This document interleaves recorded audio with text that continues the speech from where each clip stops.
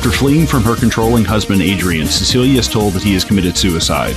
When she finally begins moving on with her life, strange things begin to happen with no one else around. As the events intensify, Cecilia is made to be the prime suspect and must find the evidence to clear her name.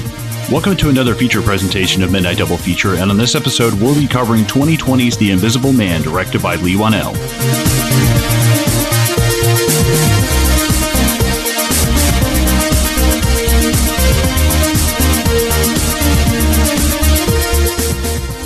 Welcome, ladies and gentlemen. Welcome back to another episode of Midnight Double Feature. Thank you so much for joining us here as we cover 2020's The Invisible Man, directed by Leigh Whannell.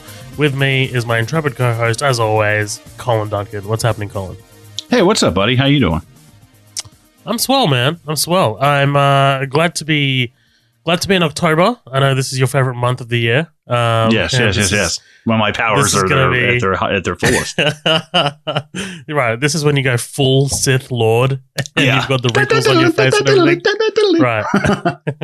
That power. But no, this is, obviously we cover horror movies for the month of October every year. We've done it since we kicked off the podcast. We're going to be doing it into the future as well. Last fortnight we had Halloween. We had John Carpenter's 1978 Halloween on the main feed, and then we had David Gordon Green's 2018, a sequel on the bonus feed. And so that was really fun. We got to talk a lot about Michael Myers. We got to talk about Laurie Strode, Jamie Lee Curtis, obviously. That was a lot of fun. That was a really Michael Myers heavy day for us as we recorded those episodes back to back. So if you are wondering what I'm talking about, where's this 2018 episode of Halloween? It is on the bonus feed. So we have the glorious members of what we like to call the Green Room. The Green Room is our members-only club, VIP section, whatever you want to call it. Basically, it's our members who love us the most. They pay us $5 a month. It's really not that much. There's no other tiers or anything like that. $5 a month. You get a whole bunch of stuff. You get a whole bunch of access to so many bonus episodes. I think we're over 30 now. These episodes are exclusively only. Yeah, so many good. So it is okay. Look, it's so many considering that we record them every fortnight. So what is that? 30 times 2 is 60 weeks. So a bit over a year, and we've been doing this, which is cool, which is really awesome. So I don't know math that well, so I'm just going to go with what. Go for it, dude. You don't know 2 times 3. Get fucked. Well, it took. I was halfway paying attention. I was like, sure. God damn it. But no, that's really awesome. Our Green Room members do chime in and let us know what they want to hear as well. I'm definitely, after October, I'm definitely going to go ahead and implement that a little bit more, because Danielle Cutter, who is one of our Green Room members, suggested having a bit more a bit more power over what they listen to, and I really want to kind of like get that going after we're done with October with Halloween. So that's something that's coming real soon to the Green Room. Also with the interviews that we do, oftentimes they are video interviews, and I always put the video recordings available for bonus members if they'd want to watch those as well. We've got some pretty cool ones on there as well. So you guys can go to patreon.com/Midnight Double Feature. That's where you can become a member of the Green Room for just $5 a month. We don't do advertising. We don't do any other kind of sponsorship or anything like that. That's the way we keep the lights on around here. That's the way we fund ourselves. And it's all thanks to you guys, the listeners, for supporting the show. If you want to get a handle on our... fuck that up. If you want to get a handle on our social media accounts, you can just go ahead and check that app that you're on. It's all in the show notes. We're on Facebook, Twitter, Instagram. You can always email us. Please. If you can't afford, for some reason, the $5 a month, you can go ahead and support the show by rating and reviewing us on iTunes. That helps us a lot. That helps us get our name out there. It gets us on the charts. And it's free. And bragging rights. And it's free. It only takes you 2 minutes tops, right? So there you go. You don't even have to say something nice. Just say something. Just say something about us. Yeah. All right.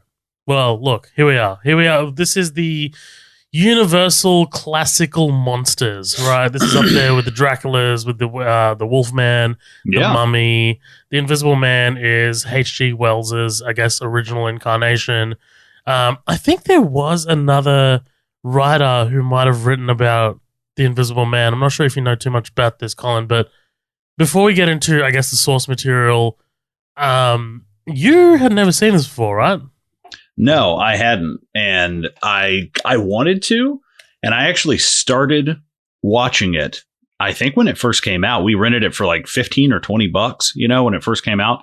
And I fell asleep, and like I was just so tired, and I fell asleep in like the first 15 or 20 minutes. So I hadn't seen this before. And I am a huge fan of like the OG. I own all of those. I bought them on a bundle on Vudu, like the original OG, like Phantom of the Opera, Frankenstein Meets the Wolfman. I love all those. So this is definitely my first time watching it all the way through. I got to a certain point and I was like, I remember this. And then I was like, and here comes the darkness. But I knew because here's one thing that sucks though, is because of the age of the internet and what we do in terms of podcasting. And, we're part of a lot of similar groups and stuff like that when it comes to movies. So I knew kind of everything that happened. Like it was kind of unavoidable. That sucks. Yeah, and it would pop up on like a What Culture or a Watch Mojo video, and it's not like they would not drop a hey spoiler warning for this. It would just be like hey our brother's the killer, and it's like oh okay, well that sucks. So I kind of knew what was up, but that didn't take me out of it too much because I love Leigh Whannell, But I was pumped to watch this.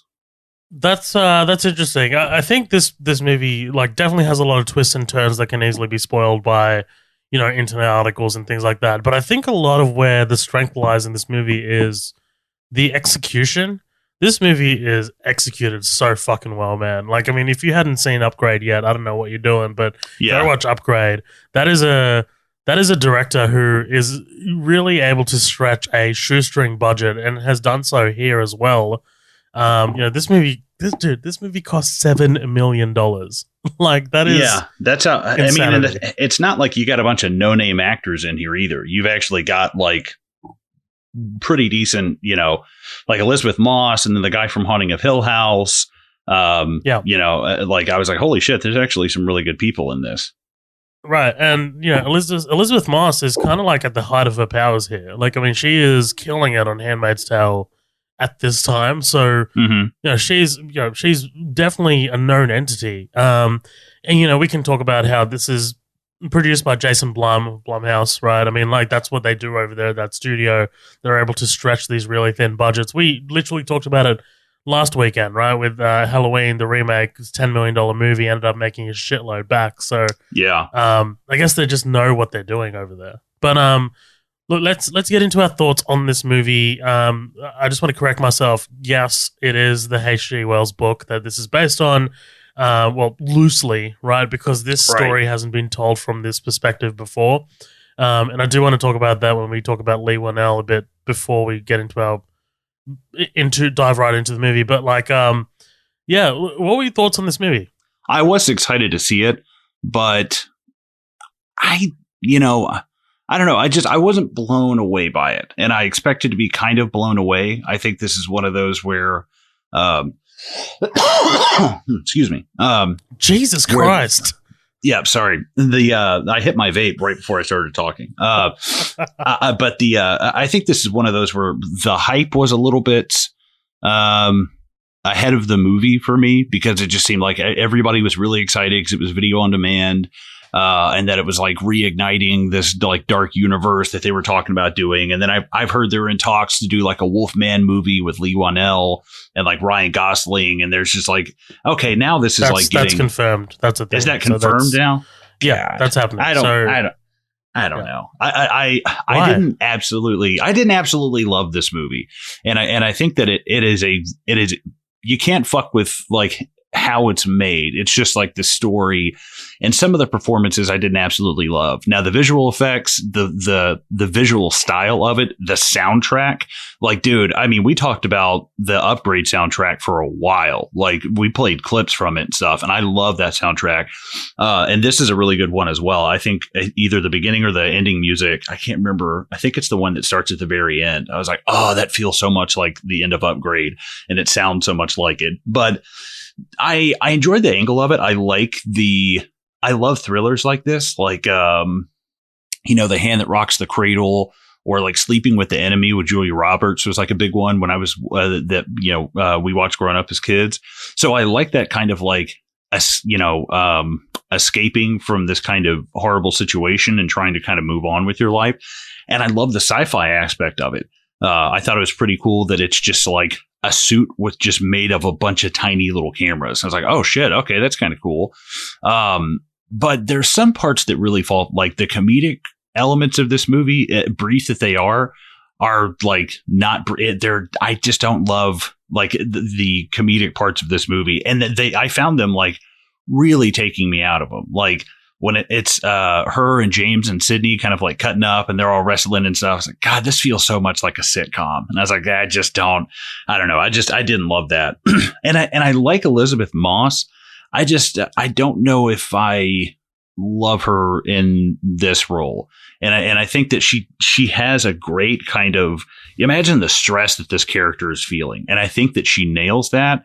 But there's also a part of it that's like, she kind of has this same face the whole fucking movie.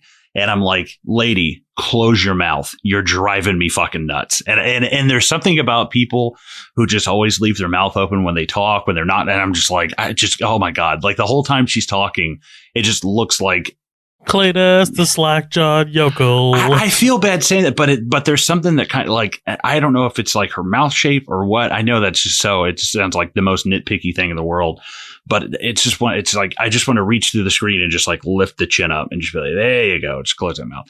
And I was like, am I crazy? And Lindsay's like, no, she's definitely got like this thing going on. And I like her. We watched like parts of Handmaid's Tale. Lindsay watched all of it. I enjoy Elizabeth Moss, but there was just something about this part where I was like, I don't know. I think it is a really interesting depiction of, domestic abuse and how it's not just, well, you're over and you're out of that situation now. It's like, no, there are years of shit to unwind here. And she portrays that really kind of like somebody who is just at the end of the rope really well. But there's parts of her that were like, sometimes it's a little too frantic for me. I just didn't absolutely love her in it. I think this movie is close to being super, super good. But there's just a couple of parts that really fall flat because it's 2 hours long. There's almost like I don't know how to describe it. There's almost like a epilogue to this movie, like there's kind of like hey, this is what happens like after the fallout of these events. It almost feels like Red Dead 2 when you start playing as John Marston. And I was like, okay, so now the threat and all this stuff is over with. And now we're just kind of doing this thing to wrap up all of our loose ends. And I don't know. I felt like it was a little too twisty at times. Like, oh, so was he like, was the brother in the suit or was he in the suit? Or like, so if if the two brothers were working together, then what was the plan between them? And I'm just like, I don't know. Sometimes it seemed a little convoluted. But I do love the guy that plays James. I'm so sorry. Actually, I haven't pulled up Aldous Hodge. That guy probably is the best part of this movie. He's great. Am I gay?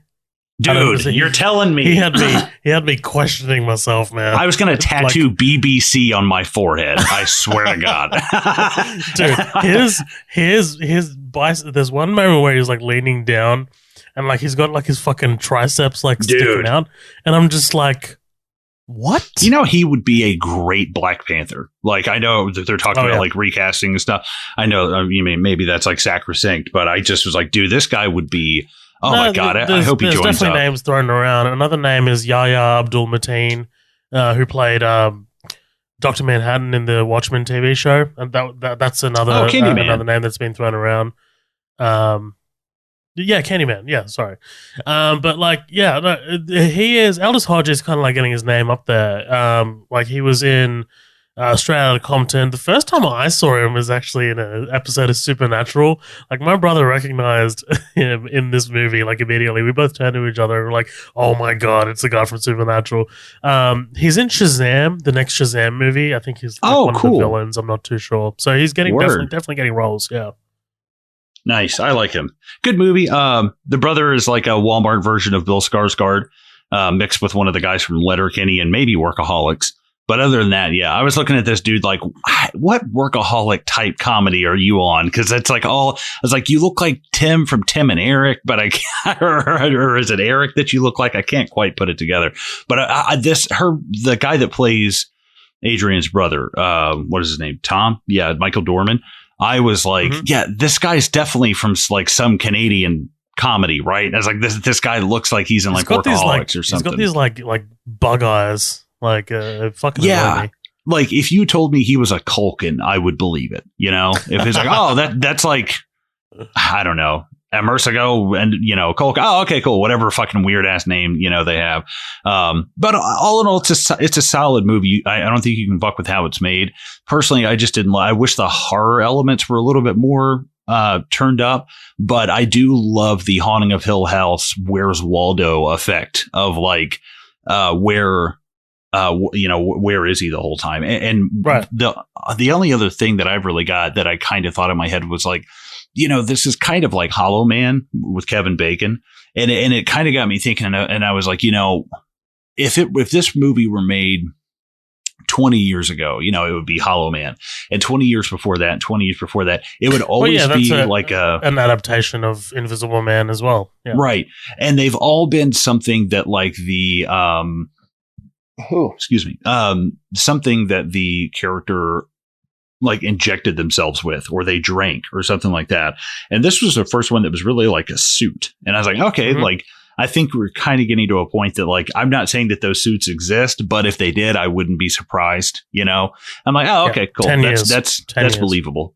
Right. Yeah. So I kind of, like I told Lindsay, I was like, this feels like Sleeping with the Enemy meets like RoboCop in like 2055, you know, it just feels super cool. And I hope Lee Whannell dips his toe in a lot more sci-fi and stuff coming up. I'd love to see him do like some H.P. Lovecraft type shit. I like anything Lee Whannell touches, really. I knew going in, I was like, I'm going to enjoy this movie because everything he does is really, really good. I like him a lot. I like him more than James Wan. It's like, how is James Wan the dude like packing arenas right now? Dude, have you seen Malignant? No, I heard it was good. Stephen King told me it was good, so I know it's good. I hijacked your HBO Max account to watch it. Oh, there you go. Nice. Yeah. But no, dude, Malignant, it's a fucking good time. It's dumb. It's stupid, but it's a fucking good time. I'll have to check it out. I heard it was good, and I was like, I'll give it a fair shake. I feel like that's going to be a bonus, like a really, really fun bonus. I thought about it. I was like, you know, it's new. Maybe do something newer. We were talking about before we started doing this, and it's like, hi, you know, tonight we'll be covering 2020, and I had to do that 2 or 3 times because I was like, 2020? I think, you know, 2018 is like maybe Halloween was like the youngest movie we've done, and now it's like, oh man, that made me feel old. But you picked this movie. Obviously, you've seen this before. You know what? Because obviously, you only get so many Halloween picks. I don't let you pick anything Halloween outside of October because that's my shit. No, I'm just kidding. What made you pick this? It's your domain. Well, actually, man, interestingly, this was like the last movie I watched at the cinema before COVID kind of really broke out. Sorry. Yeah. So, like, you know, I had kind of just met Steph, and we'd been dating a couple months, and like we watched this together, and then the movies just closed and everywhere closed. I'm talking about the original Breakout, by the way. Like we had another kind of like resurgence of the virus, and we're all about to like get out of lockdown on Monday, which is amazing. So I'm really excited for that. But I mean, I'm talking about the original pandemic outbreak, right? So yeah, this was definitely a movie that really kind of like resonated with me. Like it was always just kind of like when we got to like August or September last year, I'm always like, man, like it's been a few fucking months since I've been to the movies. What was the last movie? Oh yeah, The Invisible Man. Mm-hmm. And this movie like really, really highlighted for me just how important like the cinematic experience is. Like there are moments in this movie, the restaurant scene especially, that you need to be able to experience with a crowd. Like I cannot like there are moments, you know, in my I guess cinema going like history that I'll never forget. Solely because I watched it with a crowd. Like, you know, you'll hear directors like Christopher Nolan and Quentin Tarantino talking about like the shared communal experience of the cinema. And yeah, absolutely to them it's important, but sure there's going to be a level of bias there because it's their product that everyone's experiencing, right? But like if you're sitting there as an audience member, you've got nothing invested in this other than the $20 that you paid for the ticket to actually get to sit there and watch the movie. The moments that you get, like for example, in Avengers Endgame, when you see Cap holding Mjolnir, and or in The Last Jedi when Rey and Kylo go back to back and just fuck up those guys, and you know, like those are moments that will always stick with me because of the crowd reactions. You know, because it feels like everyone is one group, one kind of like voice, and everyone's thinking the same thing. Like it's genuinely like a what the fuck situation, and you'll never forget it. And this movie, there are moments that happened like that in the cinema as well. You know, it is a horror movie, so you do get like some fucking assholes like being like laughing at the wrong times and shit because they're, you know, they're too like subconsciously afraid, so they're just gonna fucking make a joke or some shit. That happens all the time. Yeah, there you go. Yeah, that happens all the time. This podcast is rated E, by the way. If you didn't know. But dude, like that restaurant moment when that happens, the collective gasp, and just sheer like holy fuck. It was like the air was just sucked out of the room, and like that's when I knew that Leigh Whannell 100% understands the audience that's watching this movie. Like, you know what I mean? And what they're feeling at any given time. So, you know, like he knows that the audience is watching a movie called The Invisible Man, right? So, like, in the opening scenes, when you get like the camera panning and things like that, he knows that the audience is going to be inspecting every frame of the screen because we all know we're watching a movie called The Invisible Man. And like that's just it's such a great foresight on like the director's part to play with the audience's kind of like expectations like that. And I love when like a director's really, really able to kind of like utilize that.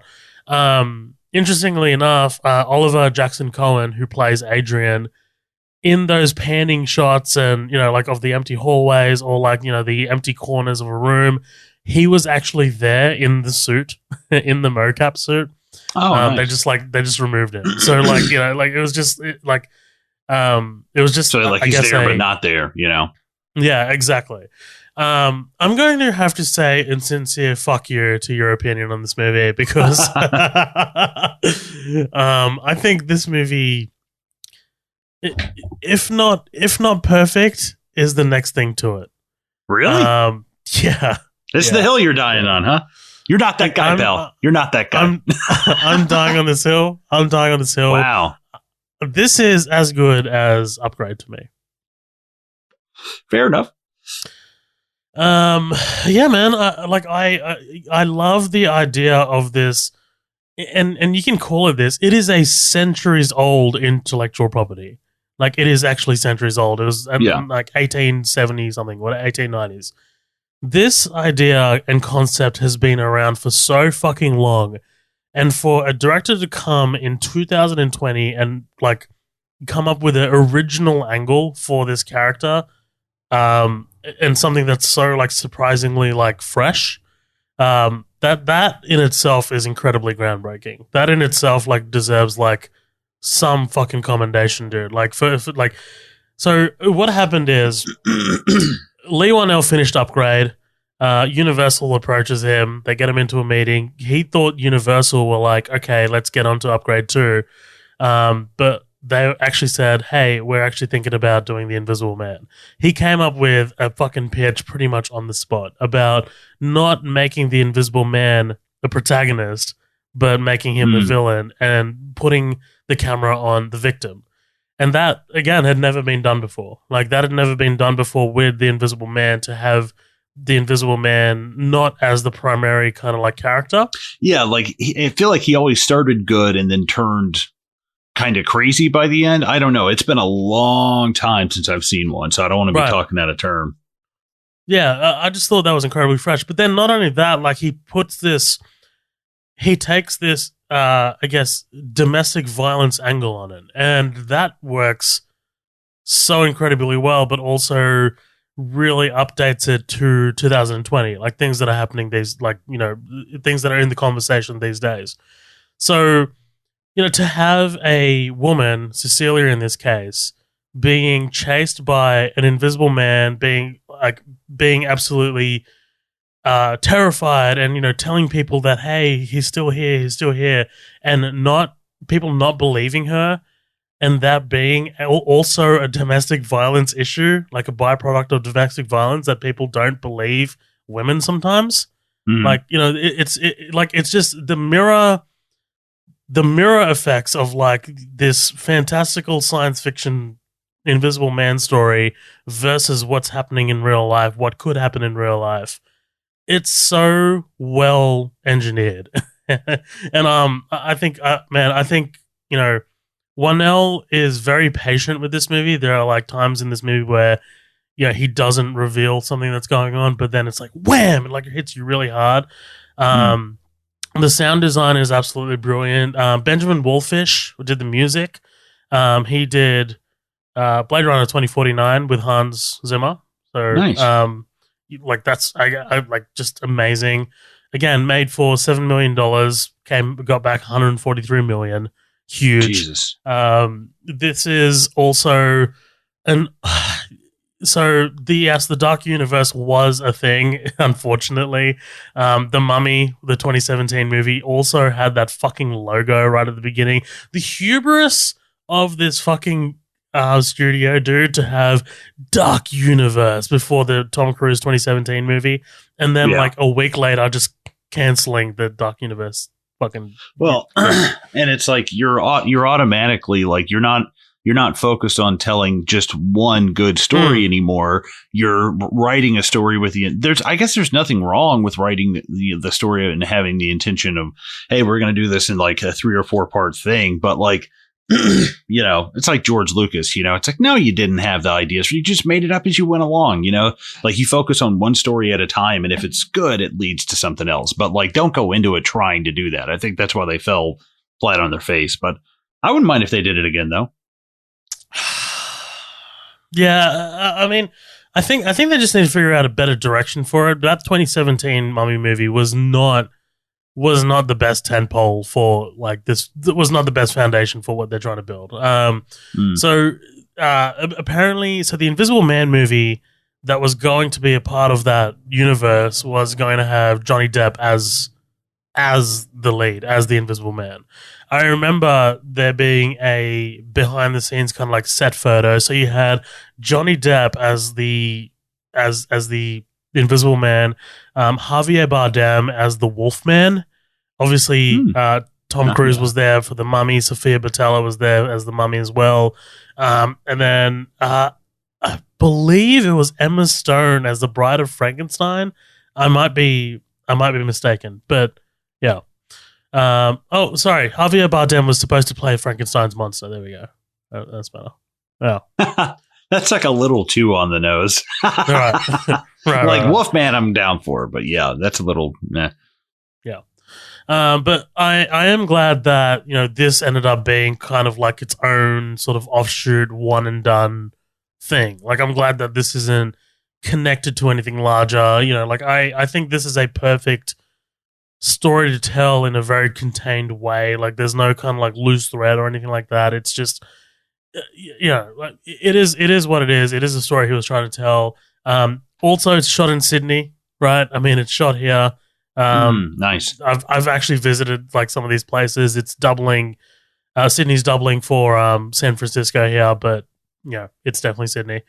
Yeah, I think Leigh Whannell is I'm so excited to see what he's going to do with this Wolfman movie. I cannot be more excited. Ryan Gosling's one of the best actors working today.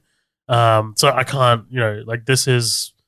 I feel weird. Like, I don't feel like Ryan Gosling does those. I feel like it's going to be, like even something like Invisible Man. I just don't feel like that's a Ryan Gosling like vehicle, like I'm thinking like Drive, Place Beyond the Pines, like the Large and the Real Girl, like that kind of stuff. Blade Runner, I guess Blade Runner 2049 is probably the biggest movie he's ever been in. I think why I'm excited for it is because it's new for Gosling. Like, I think that's why I'm excited for it. Because, yeah, you are right. Like, Blade Runner 2049 was a different step for Gosling. But at the time, it was new. Like, you know what I mean? At the time, that was new for him. And he kind of knocked it out of the park.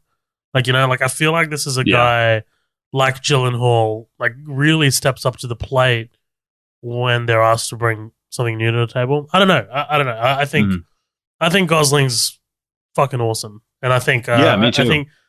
I think under Wanell's fucking direction, man, he can probably make something special. But anyway, yeah. Yeah, I hope so. Wolfman's my favorite one, so it's like, please don't fuck that up.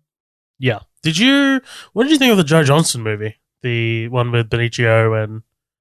I think I went and saw it in theaters, and it was okay. I remember it being a little goofy with like a werewolf battle at the end. With that was kind of, what's his name? Anthony Hopkins. Anthony Hopkins, yeah. Yeah. And he's like an older, grizzled werewolf. And it's like, it makes me think of like Van Helsing at the end. They're both like monsters fighting each other. And I was like, dude, this is silly, man. But I think I remember enjoying Wolfman, but not being like blown away by it. Benicio del Toro looks a shit ton like Lon Chaney Jr. So that was a good choice. Absolutely. All right. Well, look. What do you think? What do you think about getting into The Invisible Man? Yeah. All right. See you later. Just get up and walk away. It's a performance podcast. We just play like the fucking outro music. Yeah. This whole movie made me think of a terrible Queen song called Invisible Man. And it's so, I'm the invisible man. Bam! I'm the invisible man. Bam! It's so bad. I fucking hate that. I'm a huge Queen fan. And every time I hear that song, I die by like 4 days inside. I'm like, God, I hate this fucking track. Every time you listen to it, you lose 4 days of your life. I lose 4 days of it's like, oh God, it's so cringy. But this, thank God, the movie was able to wash the taste out of my mouth. Even for the sack of shit that it is, at least it's not the Queen song. Oh fuck! I'm not gonna take that kind of blasphemous talk, Colin. I'm just not gonna do it. I fucking love these opening titles though, like with the waves crashing against the. Yeah, it's awesome. Yeah, I like all the beginning of this. It's a lot of show don't tell. They do a really good job. This opening sequence is fucking amazing. Like, just in terms of story, like what they're able to tell visually, like without any dialogue. Like, the decision to open this during the escape. Like, you know what I mean? Like, we don't see, actually, there's a quote that I was reading from Wanell in an interview. And apparently the studio wanted him to add an additional scene before this with us kind of getting to know Cecilia and Adrian's relationship in that Adrian is abusive. So, that's what I'm saying. Like, they wanted context for this. We want to see him hit her with a left hook. That's what he said. That's what Wanell said in the interview. He's like, man, I didn't want to write a scene where, Adrian just like backhands her and says the dishes aren't clean enough. Like, you know what I mean? Right. And I'm just like, dude, we get so much story from this literally opening shot as she takes off the bed sheets and he's got her arm around her. Yeah, look at the fucking room. There's nothing in this house. It's like, where are the dressers in the walls? I don't understand this place. There's nothing here. Like, there's not a rug. There ain't a coaster. Like every room is this big open space. And it's like, man, a true psycho would have to live here, Right. Absolutely. But yeah, like the decision to open the movie on the escape, like we get... Again, it's a cinema of the mind kind of thing. Like, to me, Adrian is a lot more scary if we don't see him do his abusiveness, like, you know, physical brutality. You know what I mean? Right. Like, we just imagine what he's done to her. Like, and especially, you know, we kind of fill in the gaps when she's talking to Aldous Hodge and Sydney later. But yeah. So this is the House from Heat. It must be the House from Heat, dude. Like, this is, you know, when Robert De Niro just looks out the fucking, you know, as she's running through the lawn, there's like Val Kilmer just in like shoeless and a white shirt, like, hey, what's up, man? Got his fucking ponytail and shit. He can barely talk these days. Yeah. But yeah, man, I really love this escape scene. I love the time dedicated to it. I love that warbling like score, that warm, like that whole thing. Yeah, dude, that shook the walls in the cinema. I'm not fucking kidding. But yeah, so she's drugged him. She's obviously pointing the security camera at him so she can monitor him. And you know, she's making her escape, right? She's got a go bag at the ready. Like the amount of pre-planning for this to happen. I love that we don't see her planning this. We just know that she's been thinking about this for a long time, you know? Right. It's like a heist. I don't need to watch the guys sit around. It's fun, you know, doing the montage, and it shows all the guys getting the stuff for the heist, and there's like people with mustaches and vans and stuff. But this is just like immediately you're not even dropped out of the frying pan and into the fryer. You're like straight, like just straight in. There's something also about Adrian and this is probably my favorite aspect of the movie is I've been playing Warzone lately, Call of Duty Warzone, and just now started playing it in the past couple of weeks. Have you got any wins yet or not? No, I came in fourth yesterday on one, nice. but I didn't win. But the thing that makes me nervous playing that game is I'm like, I feel like I am surrounded by people, and I am so paranoid playing this game that it's almost not fun sometimes. But then I'm like, just run. If you get shot, you get shot. Fuck it. But I was like, I am so afraid of, you know, dying because you only he's in there, and it's like he's there. God damn it! There, you just see the glint of like a fucking AX-50 like sniper rifle. It blows her head off. Headshot, 1 kill, elimination, long distance. You just get you just hear over the radio, "That's it, soldier, back to work." It's just helicopters coming in. No, that's a great shot though. Is like on the trees and stuff. It's just this overwhelming sense of like it's like trying to fight smoke. You know, it just feels like it's everywhere. It's similar to what we were talking about last week, right? With like John Carpenter using the wide angles, so the audience is forced to look in the background for Michael Myers. Like, you know, it's you're constantly on your toes because you know when you sit down to watch a movie called The Invisible Man, it's likely that there's going to be an invisible man. Like, you know, right. But yeah, like this is incredibly. I love this whole opening kind of like 10 minutes. You get the dog with the shock collar because Adrian's a fucking douchebag, right? Oh, dude. Yeah, it made me actually. You just said John Carpenter. He did a movie called Memoirs of an Invisible Man in 1992. I forgot about that. Nice. And I think it's a comedy with like Chevy Chase. How do you say it? Chevy Chase? Chevy. I think it's Chevy. Chevrolet. Chevrolet. You fucking idiot. Sorry, as you what were you saying? Oh no, the shock collar on the dog. Poor fucking thing. Yeah, and also like when she comes back to the house, the dog is still there, and it's like, who's been feeding this fucking thing, man? That was a question I had, and I wonder if it's a clue that he's still there in the walls. You know what I mean? Yeah. Mm-hmm. But yeah, because I also feel like, you know, that's a loose end though. Letting that dog just wander around. I'm just saying, like, this is a big plan you got going on here. Maybe send the dog to a kennel for a little while. Right. You know, maybe like you know, rehome it for a little bit. Yeah, I mean, because the rest of the movie takes place 2 weeks after this opening scene, so somebody's got to be. Yeah, it'd be dead after 2 weeks.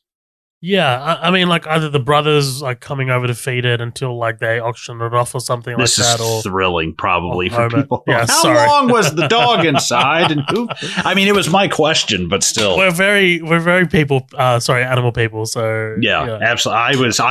She came to that door, and my first thought was, "Fuck you, bitch." Who has been taking care of this dog? Like, get the fuck out of here. What's going on? It's a gorgeous Doberman. gorgeous. Yes, it is. Good Lord. Yeah. Zeus. It's a good name. Something else. Oh, dude, his laboratory. I love the LED lights, like the strips of LED lights going around. Oh, yeah. That's This looks fucking like a floor off a Stark Tower, you know? Yeah, 100%. But like again, I love the sound design here. Like, you know, not just the score with that big warbling noise, but when she's in the laboratory and she looks over at the empty space where the suit is, you can hear the suit. If you crank your volume up, you can hear that clickety kind of clackety noise that the suit makes. Yeah, there's multiple times where that happens in the movie. Like, you know, when she's like later, like in the house, like you're able to just kind of like make out the faint sound of it. The sound design in this movie is just absolutely incredible, man. But yeah, so she meets up with her sister. Again, a great plan.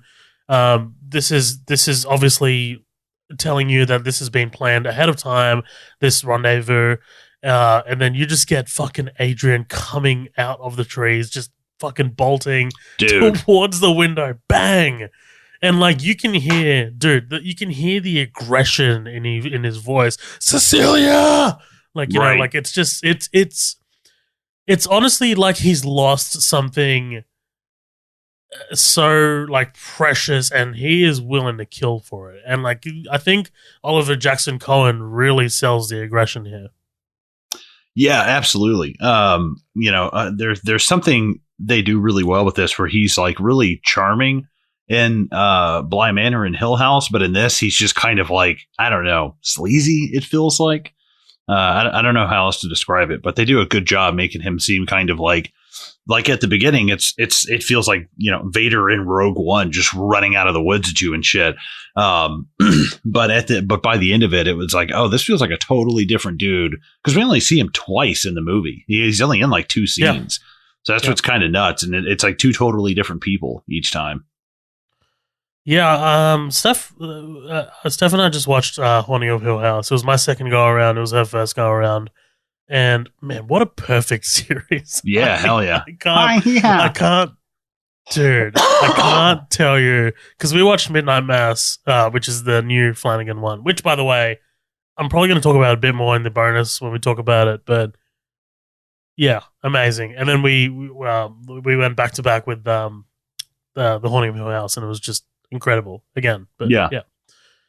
So look, 2 weeks later. Right, she's holed up at her friend's place. The friend is big black dude, because that's protection. Yeah, at first I was like, wow, she was on fast. And I was like, oh, this is like a safe house. I was like, my bad. Right. James Lanier, a San Francisco police detective, Sydney's father, and Cecilia's friend. Yeah, look, I like Sydney, and I like James. Yeah, I think I like all this. I don't know, yeah, because like we were watching this last night, and I like their kind of like interplay, like all 3 of their interplay with the ladder, and then like, you know, how she's like with the going up to the thing with the, and like, you know, they're like they're like, let's celebrate with this champagne, and then the dad's like, you can't have any yet because you ain't 21. I don't know. I just thought it was really, you know, it seemed pretty natural. I like it when it started, and he's like it's almost. I hate to say this, like it's almost comical, like her not being able to go to the, and he even says like, hey, you'll be able to cross the street in a year, you know, like they're making kind of jokes about it. And I enjoy that, like when it's the 2 adults, but I feel like when you add the kid, they get a little too like, I don't know, sitcom-y to me. And he's like, I don't want any Hungry Man dinners. I want this. And it's like, I don't know. The jokes just kind of fell flat for me, but I like the first time that we see them together, you know, and her going to the mailbox, and the dude jogs past her, and I'm like, yeah, that looks like the guy from every ADT commercial who's going to kick your fucking door in and run away. Right. Yeah, I would run away too if that guy were barreling at me. It just kind of made me laugh. And when she's running back, James is like, like he's disappointed. He's like, motherfucker, did you see that guy? Like, that guy had a hook hand. Dude, that guy was like preparing to fight fucking Apollo Creed or some shit, man. Right, yeah. I think that was the Zodiac. Who they did not identify, by the way. That is not true. Sorry, TMZ. I'll wait. I've got a lot of thoughts on that. Okay. Anyway, so I think like this is a great moment. I like the man. I can't get over the sound fucking design. Like when she steps out and onto the doormat, right? Like the sound just kind of like disappears because she's just stepping out into this, I guess, new world. And then the footsteps of the jogger. It's awesome. It's awesome. I love this a lot. Anyway, so her sister comes over to visit, and I really like this, man, because they've got this plan, right? So Cecilia's like, I asked you not to come over. He knows where you live. He will follow you. She is very, very paranoid. She is you in Warzone, like, surrounded by 149 other soldiers. And I love, like, what's her name? Because the sister's real name is Harriet. Oh, Emily. So Emily, I love Emily trying to get a word in, right? Like, hey, I'm just trying to, you should know. But like, she's just cutting her off.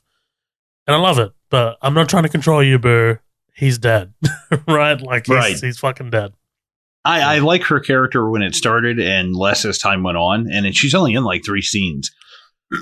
But she's like here, and then she shows up at her work, and then she's in the diner or the restaurant at the end. But at the end, when she's talking to that waiter and she's like, no, we're good, thanks. It's like, okay, you can stop being a bitch now because you're pissing me off. And it's like, you're kind of being a dick to this dude. that surprised me, because I was like, do these guys have like a pre-existing relationship or something? Right. Like, what's going on here, I know we're skipping way far ahead, but fuck it, we're talking character, not plot. I was just like, what is your problem with this guy? And I was like, what did he do to you? And she was just like an asshole to him right away. And it's like, he's just being a really good server, man. Overall, I like Emily, but most of my like comes from her death, if that makes sense. Like how she dies. Because like, there's a moment. It's terrible. It is. It's garbage, terrible. But like like from a screenwriting perspective, it's really nice. There is a moment in this movie, and like it's when she shows up to her work, where I don't believe there is one genuine moment in this movie that I don't believe that's how a human being would respond to this situation. You know what I mean? It's she's like, oh, yeah, the email. But then, like, Cecilia's, like, very adamantly... I did not see you. Yeah. Yeah, I did not send you the email. Wouldn't you believe your sister or even, like, try to be suspicious about it? Like, I think the only thing that tips that over, because I kind of thought the same thing at first, is that Cecilia, or C is saying that Adrian sent it. And she's like, oh, okay, Adrian sent it. All right, gotcha. And that's the only thing that I can kind of see, which apparently, I don't know if that's a pun or not. I've heard some people say see, like you can't see the problem. I was like, surely not. I like that. Surely not, dude. That's so bad. I'll fucking take it. That's borderlining Memphis Reigns. That's all I'm saying, dude. It's borderlining Memphis Reigns. Nothing meets Memphis Reigns, dude. That is the most garbage name I've ever heard in my life. This is my son, Memphis Reigns. My son, Detroit Snowfall. This is my son, Mike Oxmall. This is my daughter, Penetration. Oh, shit. All right. So, look, this is the moment where she breaks it down, right? C breaks it down for James and Emily. What exactly Adrian was doing, right? He controlled her. He controlled what she wore, what she thought. And, it's very consistent with domestic violence, what we know about domestic violence. I see nothing wrong with any of that, by the way. No, I'm just kidding. Hey, man. I'm from a Muslim background. We do this on the regular. God, it's dark and funny because it's true. I know. Oh, shit. Oh, that's some good stuff. Join us next week when we'll have a drawing contest of the Prophet Muhammad. Just start drawing and stuff. But in all seriousness, I hope the women in Afghanistan get rights because absolutely, it's like good Lord. Yeah, look, I don't mean to make light out of pretty shitty situation. But yeah, no. I mean, that's what I'm saying. It's fucked up, but it's true. And I think that's something too. Like watching this and seeing like that controlling element of it made me think a lot of Beverly Marsh and Tom Rogan in It, the novel more so than the movie, because the movie do we meet Tom Rogan in the movie? Yeah, actually, the 1990 and the It Chapter 2, he's in it for like 5 minutes each time. Oh, I've seen it Chapter 2 like once. Yeah. And versus in the novel, he like goes to Derry and like goes after her and stuff. So there is something about that reminds me of Beverly Marsh and Tom Rogan. But this is like if Tony Stark was Tom Rogan, Tom Stark, or I guess Tony Rogan. But if you combine those two characters, it's kind of like, holy shit, that's terrifying. A brilliant mind with a like personality disorder. Like, Jesus Christ, that's really terrifying, actually. It's basically if Elon Musk was like a sociopath. Like, come on. Yeah. Well, I mean, like, isn't he a sociopath, but in like the best way? Have you seen him talk? Because he has Asperger's, Zoheb. The way he talks is so interesting. Like the way he's able to, like, because I've seen his like interview with Joe Rogan, and it's just so like, yeah, he'll kind of sit there and he'll talk, and then he'll stop. It's just like throwaway. Like, oh yeah, don't worry about it. Yeah. Don't worry. I've secretly cured cancer. Yeah, that's fine. Like, I like his talk with Rogan. He's like, there's only 2 car companies that have ever not filed for bankruptcy. It's Ford and Tesla. And it's like, this guy, I don't know, he just seems so mild mannered. Like, I couldn't imagine. But when Elon Musk gets pissed, he's like, right. He's just like shit catches on fire around him. It's always just quiet people when they get mad, just explode. Here's a question: What would a multi-billionaire like Elon Musk get angry at? Like, you know what I mean? Like, what would it take? Probably small shit. Yeah, I wonder what it would be. Something small. Yeah. You fucking left the toilet paper the other wrong way. It's like somebody did it like the opposite. Right. Yeah. Where are we? Sorry. Oh, sorry. No, that's all right. So Cecilia now has the confidence now that Adrian's dead to actually go out and get the Post, right? Get the newspaper, which is great. It's a great moment. I think, it really shows some growth. And by the way, when I was watching this, I mean, because I kind of went into this really blind in the movies, right? Like, I kind of had no idea what it was about. I just knew that it was directed by Leigh Whannell, who delivered Upgrade, right? So I was really excited. And obviously it's called The Invisible Man, right? Based on pre-existing, I guess, IP. I was not expecting the whole Adrian's dead thing. Like, you know what I mean? That was something that kind of like really pulled the rug from out under me. Right. Because I was like, holy shit, what are we going to do now? And then I'm like, oh, hold on. The rest of the movie is him trying to kind of like be like a specter in her life. Right. That makes sense. Yeah. So she gets the letter, right? The letter from the lawyer. Is it Tom? Tom's the brother? Yeah. Yes, Tom. Tom Walmart, Bill Skarsgård. Yeah. Well, not Bill Skarsgård. Yeah, absolutely. He's like the Wish version of Bill Skarsgård. Dude, this guy looks like a diddler. His name's like Bert Scharzenwarp. It's something just as legally close as they could get to it. No, I mean, again, he's only in so many scenes, but he's a good red. I don't want to say red herring, but they do something to kind of pivot. Even though he is a character, that whoever the Invisible Man is, whether it's actually Adrian or whether it's somebody else, it has to be a character that we've already been introduced with. So it's got to be only 4 or 5 people, but they do a good job of kind of pivoting off of him and being like, hey, I hated my brother too. I couldn't wait for him to die, blah, blah, blah. Like, that's really cool character work.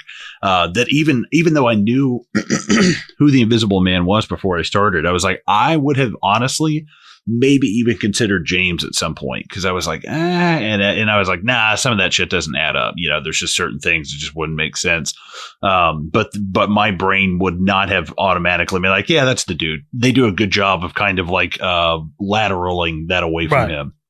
shifting away the focus. Yeah, absolutely. I really enjoy this scene, to be honest, because anytime two lawyers go at it in a movie is really exciting to me. I know that's not exciting to anybody. Yeah, he starts reading off. Do you remember that time on the beach when you let me? Oh, okay, that's enough. Like, dude, some deeply personal shit. Like this is such a great, like, you can see Cecilia really start to get affected by it, and she starts looking at Emily, just saying like, "Are you gonna fucking let this happen?" Like, you know what I mean? And then I love Emily here. Like, she's just like, excuse me, just no, like, you know, this is not going to happen right here, right now. And he's just like, I have a duty to read this. And she's like, no, she doesn't have a right to fucking sit here and listen to it. So you can send me an email and we'll read it, all right? And I'm just like, yes, fucking, that needs to happen more, man. That shit needs to happen in more movies, dude. I love that shit. Love you, Emily. Call me sometime. Anyway, so again, I was like, Walmart version of Florence Pugh. I can't really tell. Nice. Actually, I've worked with someone who is her cousin. Oh, Harry Dyer's cousin. Because I guess you tell her about the podcast. No. Come on, dude. No, actually, no. The cousin does know about the podcast. Yeah, she knows about the podcast, but yeah. Then we've got connections. That's how you make it. We've got connections. Yeah. So look, for free. Harry Dyer, if you're listening to this, loved your performance. Loved your performance. Yeah. So look, dude, you are physically close to him. Oh yeah, I love that shit, dude. Love that shit. It's terrifying. But like, turns out he's referring to the urn, but I mean, obviously it's a bit of a double entendre. But yeah, this is where Cecilia finds out that she's going to be getting $5 million over the next bit over 4 years. It's going to be dumped into her account, $100,000 at a time. What do you think about this? What's happening in your mind? Well, in hindsight, I'm sitting here going like, why? Like, if you're just going to come, like, my question is, like, what is their plan at this point? Because, you know, we don't know, nobody knows that she's pregnant at this point. And I think the thing is, like, once he's faked his death and then he gives her $10 million or $5 million just to try and kill her. And I was like, I don't get that. Is it to like cover up the scent? Is it to make it seem like you're like, I don't know. It's strange to me because it's, you know, 5 million to him is probably nothing. I mean, look at this guy's house. It's probably, you know, Jesus, 5 million is probably a tennis court he put in or something. So it's kind of like, what is their plan? Is it just to torture her? Is it just to kill her? I think ultimately it's a roundabout way of getting her back. Yeah. Well, actually, sorry. I for some odd reason, I anamorphed into Jeff Goldblum for a second. And just started stuck. No. The thing about her being pregnant is that at this point he's replaced her birth control with like a placebo. Yep. So he could be like, no, she's pregnant, get her. But then it's also like, why do you care about that kid so much? Is this kid like the second coming of Christ, or are you just like, you know, like I mean, I guess it's your kid. I guess that's enough motivation. But like, I feel like this is a lot of stuff for this little kid, you know, just go get somebody else pregnant. I think it's genuinely her. I think it's a combination of her, and then when he finds out that she's pregnant, it's a combination of her and the kid. Like, you know what I mean? Like, at this point, I think that because, like, I mean, if you're a narcissist douchebag, a controlling narcissist douchebag, and you're, I guess, what you've been protecting for so long has left you, all you're going to want to try and do is get that thing back, right? And I think that's ultimately what he's trying to achieve here. I think you're right, but I think the only thing I would change is, you know, like the studio note was like, hey, give us a like a I don't know, like a scene starting off where we see, you know, him haul off and hit her. I don't need to see that, but maybe tell me about it. Like, she kind of starts telling James and what's her Sydney. fucking name? Oh, sorry, Emily. She starts telling them about what happens, and I don't need to hear like details, but like, I feel like I could have used a little bit more just in terms of like, you don't know to the extent, like, give us an example of something that he did. Somebody cut him off in traffic. He tracked the dude down and fucking had his car turned into a cube, or I don't know, just like something where this guy is incapable of letting shit go. And I could use that a little bit more, just a tad. It's not, you know, I think that the movie comes close to having a really, really, really good villain. But I was like, if I saw, but if you had a little bit more of an example of just how, because I was totally caught off guard when he's beating the shit out of those cops. It's like, dude, apparently this guy trains with Khabib. I had no idea. You know, I'm like, who the fuck is this guy? He's going through and just dropping, I mean, like cracking jaws and shit. But you know, his physical prowess is cool, and I enjoy that. But I could have used a little bit more of that, you know, almost like legend around how crazy this fucking guy is. You know, I don't need to see a flashback or start off with a movie with something, but just give me something else, you know? Yeah, I get you. I get you. I think here in this scene, Tom does mention that he's had other women who have tried to come for his money before. Like, you know what I mean? Like he does kind of like allude to that fact. And like, I know that doesn't really equate to like physical prowess or anything like that, but I think it does speak to becoming a bit more strong psychologically. You know what I mean? Like kind of like building a defense mechanism, like psychologically, like you're able to manipulate people a lot easier if you've manipulated other people before. I think that's kind of like what we're seeing here. So like, I'm not saying that like he is a goddamn fucking mastermind, right? Like he's not fucking Emperor Palpatine or some shit. But like, there is like some context given for just how he's able to plan this, because he's kind of like probably started doing this before with previous women, maybe. Perhaps.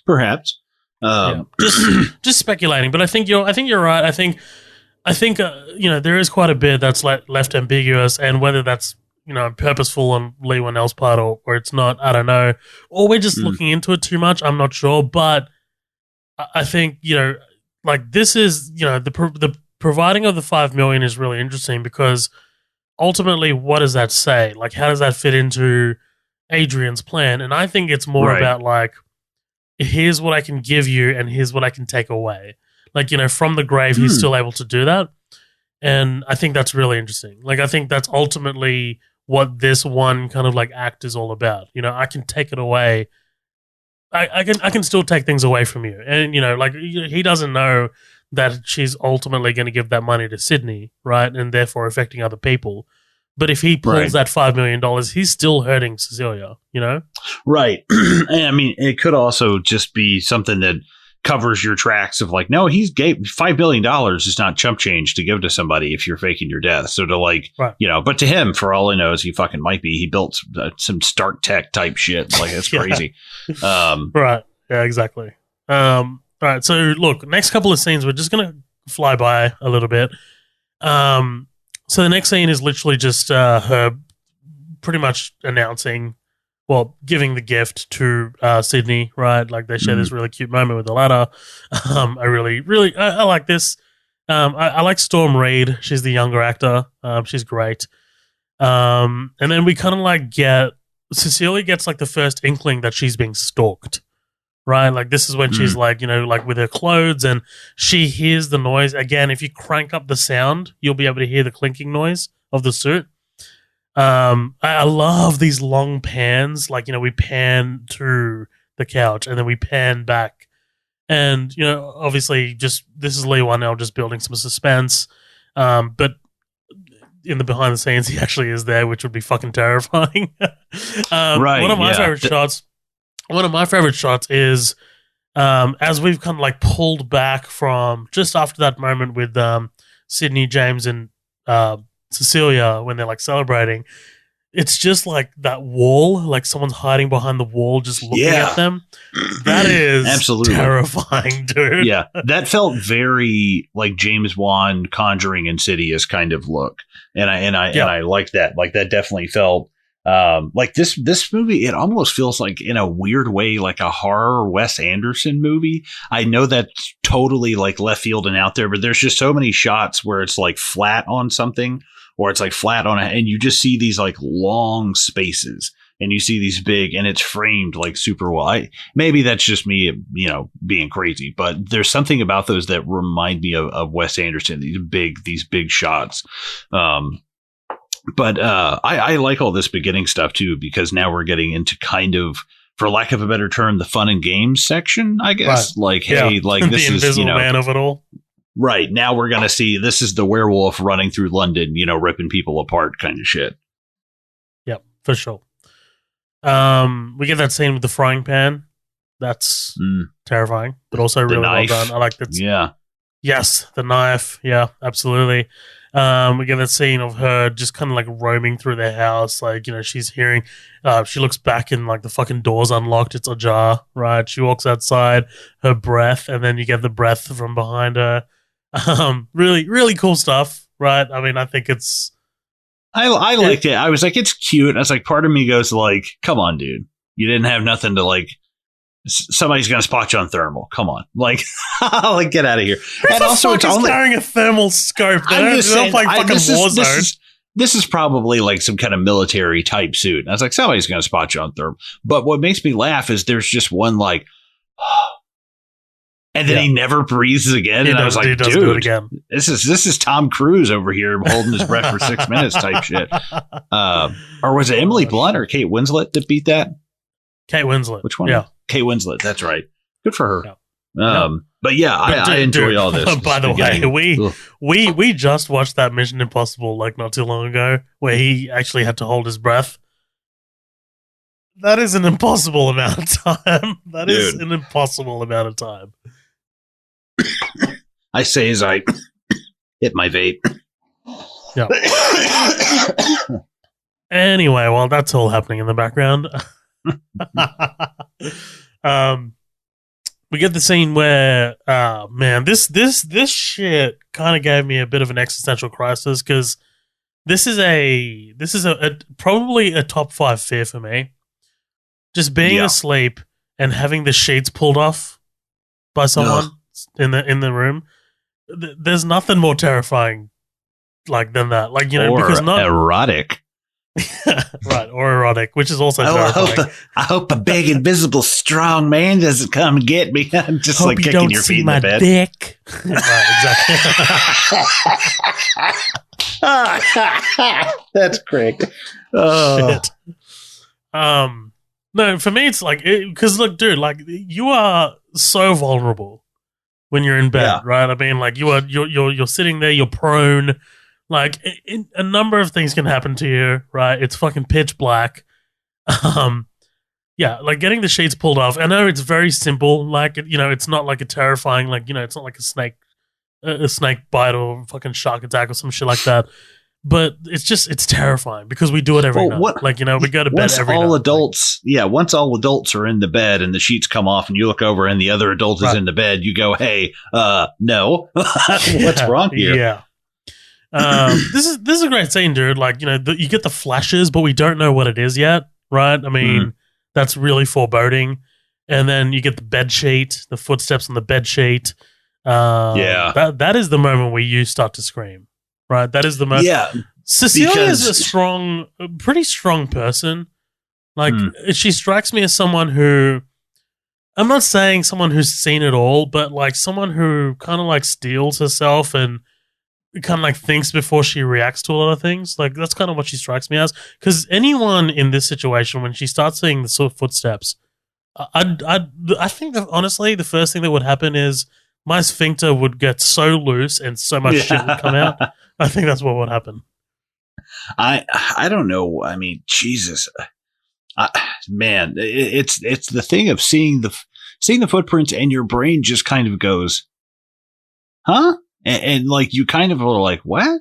And it doesn't make any sense, like the image, like logically. But when you go like, all right, let's step outside of logic real quick. This is going to be either a monster or a ghost. You're like, oh shit. And like that that fear part, takes over, that survival part. And I think is he like sitting on it at first? It's like I can't tell, but it's just like sitting there. It's like, dude, this is obviously some kind of work is at play here. The sheet is like constricted. It's like, it's spooky, man. Yeah. James comes in with all 8 million of his fucking muscles, right? Like he's got that fucking tank top.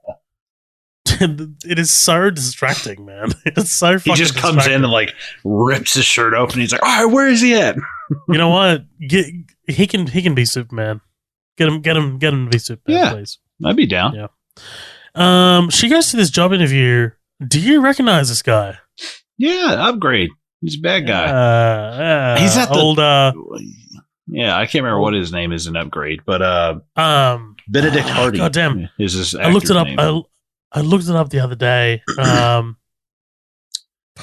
Let's see here. Right. Benedict Hardy. We're going to look this up right now. Benedict Hardy, IMDb.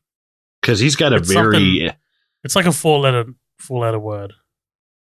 Cunt. No, I'm just kidding. It's going to kill me if I don't look it up. I'm looking it up right now.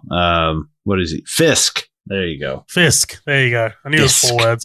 And I knew it was like, I knew someone else had that name, and obviously Wilson Fisk, right? From Daredevil and shit. I like this guy, though. He's great. He's got a very specific kind of look, Yeah. But again, like this is another example of From Beyond the Grave, Adrian taking things away from her, right? I mean, like this is, he's sabotaged her. He's taken away her portfolio. She's a architect? Yeah, I'd say so. Like she's at least she's like doing some kind of floor plan or something. I do think there's something interesting in the fact that she's an architect and she's kind of building stuff. You're kind of building stuff from the ground up, and it's a house and it's like a secure thing, and that your spouse builds something to infiltrate that. Your whole creation is this like beautiful building of like, what is a house? It's security. It's like a warm place. It's food. It's a shelter. So that can all be, there's no good that will come of this suit being made. There's no good at all. Like, why would you make that other than to not be seen doing some shit? It's like nothing good is going to happen out of that. So I think that, I don't know. I just thought that was interesting that it seemed like these kind of like, this very natural kind of like warm, safe vibe versus this like kill kind of thing, Yeah, 100%, man. Sorry, I'm just looking at something. Get off your phone, Zoheb. Sorry. Well, when my best mate posts something in the fucking chat, group chat with all the rest of our friends saying announcement time, like that's. Yeah, I don't know. Because last time that's happened, 2 people have announced pregnancies. So, anyway. And now my stupid friends are having stupid children. Yeah. Well, one of my other friends just had twins, dude. Literally like 2 days ago. Crazy. God, made me sick there for a second. That's a lot of work. All right. Anyway, look, getting back to it. So, Cecilia has this moment with the medicine, what is it? Little container, right? Yeah. Something Cryptoconacutolite. I can't remember what the fuck it's called. What? Isn't it diazepam? Yeah, it's a diazepam. That's an old Cat Williams joke. Cryptoconacutolite. All right. No, yeah. And I love when she sets it down and he was like, so you lost it and you found it? and he's very like, what am I supposed to do with this? Yeah. This is actually a good moment. I like this with James, though. Like, James is like, yeah, look, but she's my friend, and we're going to listen to her. Right? Like, I like this. It's good. This is really cool. Like, he's like, so you sit up and pay attention. But like, we also find out here that Tom was also being controlled by Adrian. Like, he was not only a controlling person to his, I guess, intimate lovers, right? But also to his family, which is really interesting. Yeah. He was just, I'm your bitch. You liked it last night. Oh, shit. And then we get this moment with Cecilia showing up at Emily's workplace, right? This is the email of it all, right? Where she's insisting that she didn't send the email. but Emily's not really hearing it. And then she drops a bomb saying that Adrian sent it. And, like, kind of like listen to yourself, Cecilia, before you say it. You know what I mean? Like, just what does that sound like to someone else? Yeah. And I mean, at 5:43 a.m., it's like, you think I woke up at 5:43 a.m. and you can ask James. I wasn't even awake until, I feel like there would be something that would kind of, prove your innocence. But at the same time, if I sent that to my brother, now that's not a fair comparison, because I think that there's something kind of implied that they haven't seen each other in a few years, or I'm sure that basically she was cut off from like the outside world. So I think that there is some kind of strain there, but at the same time, I think that there's also a level of like, man, I worked up to do all of this stuff, and it's like, why would I turn around now and say all this stuff? And you're suffocating and blah blah blah. It doesn't really make any sense. And like, I feel like I would know my sibling well enough to go, I don't know about that. This seems a little bit deliberate, Yeah, right. Like this wouldn't work unless Emily and Cecilia were estranged at some point. Like, you know what I mean? Like, I think there was some kind of separation there. But again, man, like, I don't know. If someone in front of you is telling you I did not send that email, that would put at least a little blank of suspicion in my mind. Like, you know what I mean? Like, being like, okay, that's strange. And the email is just so like, and I hope you die. And right, I hope your it's eyes so direct. It's, like, Jesus it's Christ, not even like dude. It's not even like subtly rude. It's just like, yeah. Right. It's so, if it were like, you are suffocating to me is a line. Like, you know what I mean? Right. You need her like being audio recorded, being like, yeah, sometimes my sister's a bitch and it gets sent or something like that, like, but yeah, this is like, this is a bit much for me. Right. Yeah. And then we get this moment with, Cecilia. Well, I mean, Sydney, right? Sydney getting clocked. No, yeah, this was because as I'm watching it, part of you goes like, I guess in the confusion, you would kind of think like, yes, Cecilia hit me, but it's like, I feel like your brain would be like, nah, something's not right here. Like, that person didn't raise their arms and swing at me or anything. Like, I kind of wish they were like wrestling around and he just like, God, like came up in the middle of it and just decked her right in the face. Fucking suplexes her. Yeah. He just grabs her by the ankles and just like fucking Thor and Loki, Hulk and Loki, just slamming her into the concrete. I was watching her. I was looking really closely this time around, and for a very brief moment before it happens, Sydney has her head down, like, she's like about to get up, so she's got her head down. And I think that's where she makes the leap of, oh shit, she hit me. Like, like that. Yeah. If you look at it again, she's definitely got a head down. Yeah, exactly. Like, what else could it have been? Right, exactly. Right. And I think that is like the biggest enemy against her in this is, yeah, I guess, Adrian's going around and doing a lot of crazy shit, obviously, but he's doing what he thinks will, manipulate these people. And they're all just going, if it's not you, then who else can it be? And that's when you have an explanation, but you sound like a fucking wacko, Sorry. My friend, my mate just wrote in the chat, right? So listen to this. He goes, I never thought I'd write something so engaging, but there's like 20 people in this chat, but after a long wait, Jesus, it's finally happened. And it's just a photo of his PlayStation 5. Oh, Jesus. Oh, good for him, though. Shit. Like, he knew what he was doing. He knew, like, everyone's like writing, oh my God, is Lewis about to have a little baby brother? Like, yeah, that's what it is. Oh, shit. Anyway. Yeah. But look, anyway, so this whole thing kind of kicks off.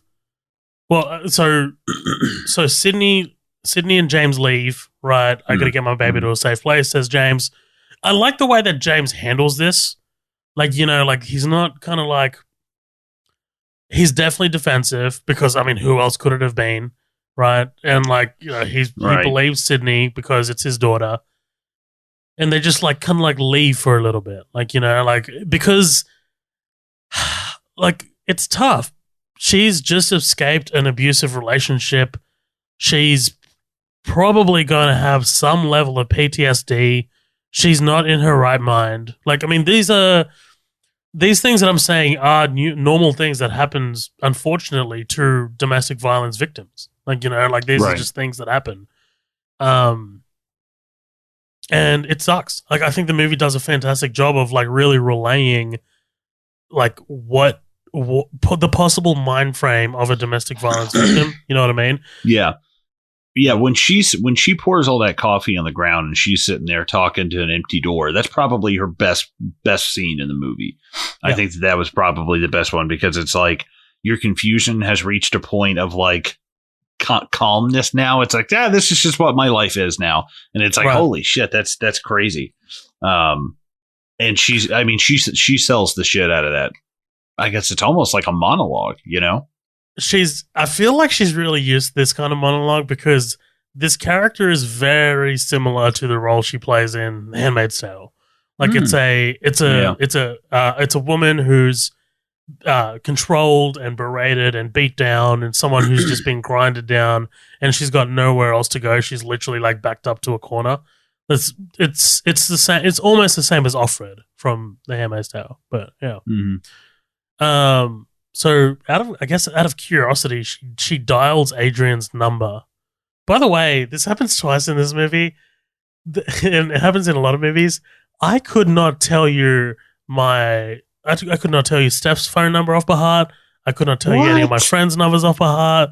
The only numbers that I know off by heart are my parents' home phone number and their cell phone numbers. That's it. That's all I know. I don't know any other numbers. I could do my fiance, both my brothers, my mom, my sister-in-law. I mean, several people. I always had numbers memorized. That's bad, dude. You need to memorize numbers because if your fucking phone dies or something, if something happens, dude, you gotta. Like, this is the way my family is. My mom was taught how to drive a stick shift when she was like 15. Never drove a stick shift again in her life. And I was like, why did you get taught? She's like, my dad made me learn how to drive a stick shift because he was like, what if something happens and you're somewhere where you need to know? And I was like, ever since then, I was like, oh yeah, that's a great idea. And do I know how to drive a stick shift? Absolutely not. I fucking hate this thing. Well, I mean, like, here I am at fucking 28 years of age and I've never needed to know it, so... All right. When the Wi-Fi goes down, you're going to be one of the first people. The fucking Wi-Fi. Get fucked. If I know 000, which is our emergency number, then there you go. 000. Sounds like a radio station. Fuck off, 911. Anyway.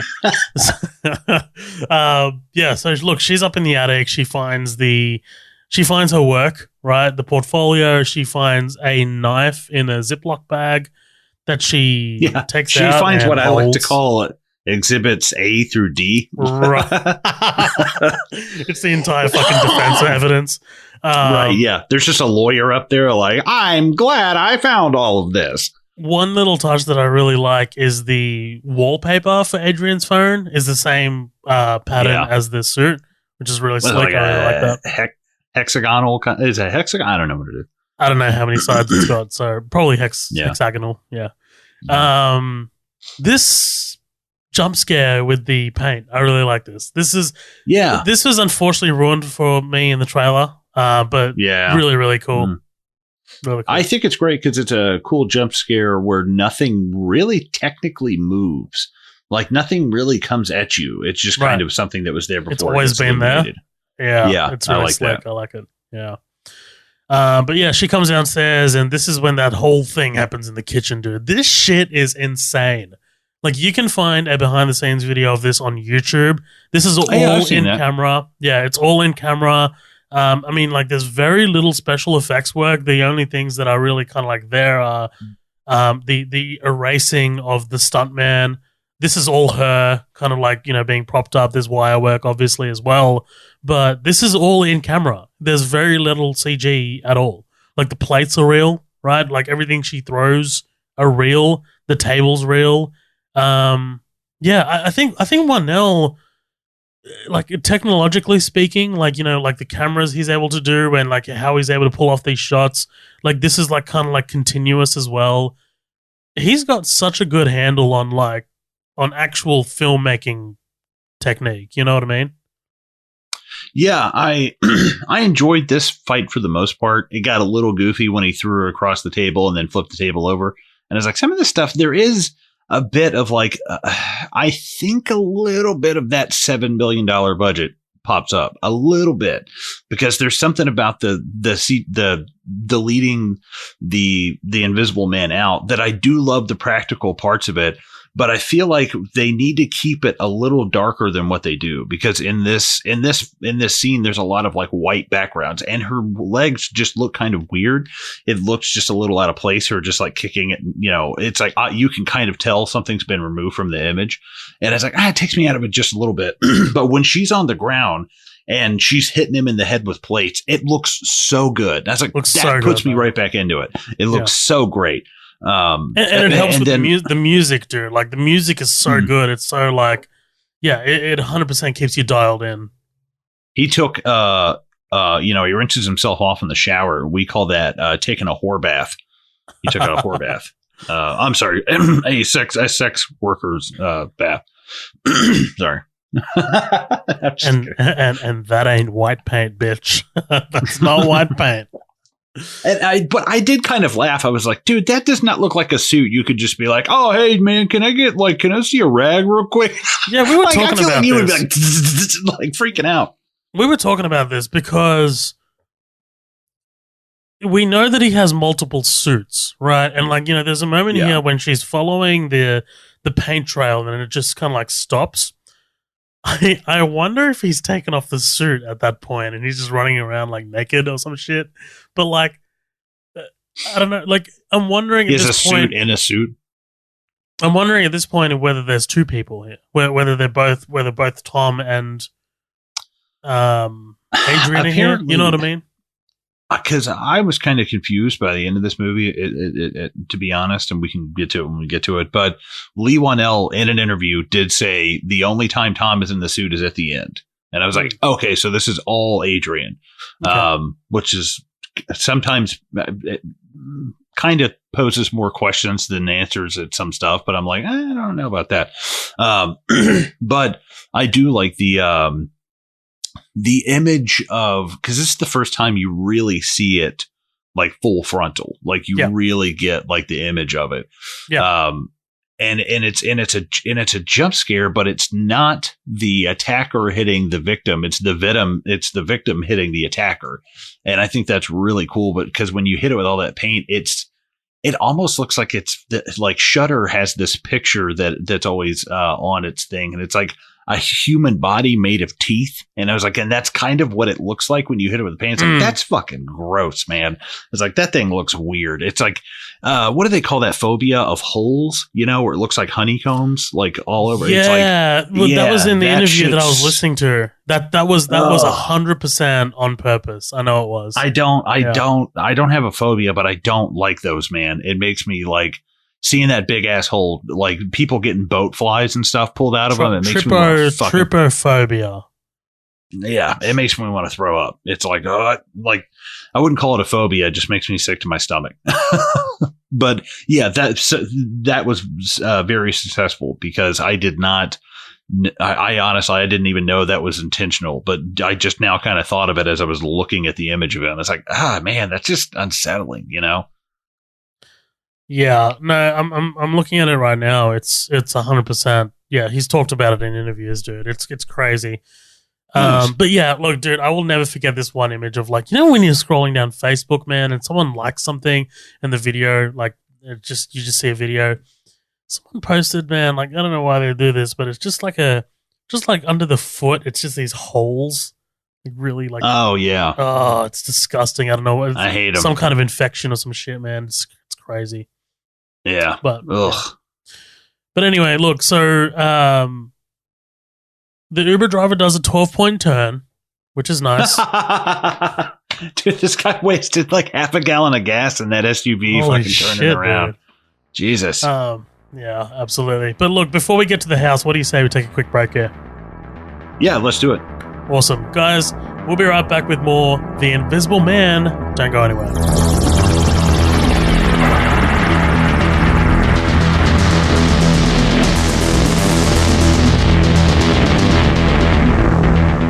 Hey guys, what's going on? Just pausing here in the middle to let you know about our Patreon, the Green Room, our $5 a month. It's one tier special that we do for everybody. You get two extra episodes a month. Sometimes you get our feature presentation. Sometimes we do commentary. Sometimes we just do shooting the shits where we talk about, random stuff, movies we walked out on. So, pretty kind of abstract stuff. And then you can find a lot of that stuff over at patreon.com/midnightdoublefeature. And again, it's just $5 a month, and you get 2 extra episodes. Especially now we're doing these Halloween episodes. We're going to have some more over there. That's where we just did Halloween 2018. So definitely check that out if you guys want to hear about it. And we hope to see you guys over there because, again, it's patreon.com/midnightdoublefeature. Yeah, we absolutely love you Green Room members, so thank you so much for supporting the show. Thank you so much for anyone considering supporting the show. If you do want to know more about Midnight Double Feature, you can check us out on Facebook. We have our Facebook group called The After Party. That's 3 words, The After Party. You can check us out on Instagram, which is at Midnight Double Feature, or on Twitter, which is at MDF Pod. Keep it locked to those social media profiles to see what we got coming up on the feed next, any potential news or announcements or anything like that. For any potential updates. So other than the socials, other than the Green Room, the only other thing that we can say is support the show by rating and reviewing us if you haven't already. Get our name out there. If you know someone who hasn't done that and they do listen to us, or if you just find someone's random phone, you know what? Fucking hack into that shit. Yeah. Leave it on their account. I don't give a shit. But yeah, look, getting our name out there is the best possible thing that could possibly happen to this show. We want to reach as many listeners as possible, and we do try and cater for a wide array of audiences. We've got another show as well. It's called Bad Crystal, a Breaking Bad podcast. We've just wrapped up on season 2. We're about to kick into season 3. If you are interested in Breaking Bad, in the world of Vince Gilligan, in the world of Bryan Cranston, or methamphetamine, you can check out Bad Crystal, Breaking Bad podcast. But that's it. Colin, you ready to dive back into The Invisible Man? Yeah, buddy, let's do it. Let's do it. See you guys soon.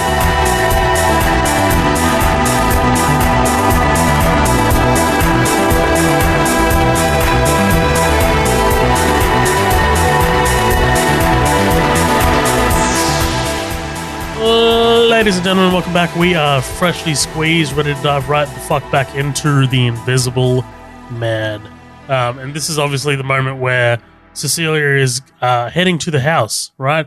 This is by the way, a pretty famous house here in Sydney called the Headland House.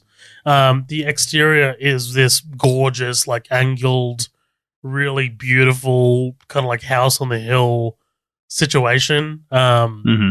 It's really artsy fartsy. The interior is not the Headland House, but the exterior definitely is. I figured this didn't have. No. That would be crazy. No. But yeah, she finds Zeus, right? Yeah, that made me happy. I'm just now thinking of the guy. If this were an actual house with this basement, the person that would own this to rent it would be like a bald guy with a monocle and a scar, and he has like a cache full of super weapons and shit. Do not pass go. Do not collect $200. Yeah. But he's like, do not pass go. Do not. He's like German. I was very happy when the dog came up, and I was like, the only thing that did disappoint me is I was like, at the end, I want to. Oh no, she was walking out with the dog. That's right. Yeah, I forgot about that. She lives with the dog. Okay. Yeah. I forgot all about that. No, yeah, totally. But yeah, so this is her finding all about the suit, right? I mean, like we find out that this is a technologically advanced suit. It's a whole bunch of cameras. It's able to, I guess, photograph everything behind it, so it looks transparent, right? Really, really solid technology and really sound, and I guess it's important for it to be believable technology. You said at the start that it is almost pretty likely that this technology currently exists. And yeah, in some shape, form, or like I was reading something, might have been in like Popular Mechanics, how they were talking about doing something like that would require you bending the light and basically bending the image, to where it just went kind of not through you, but like around you.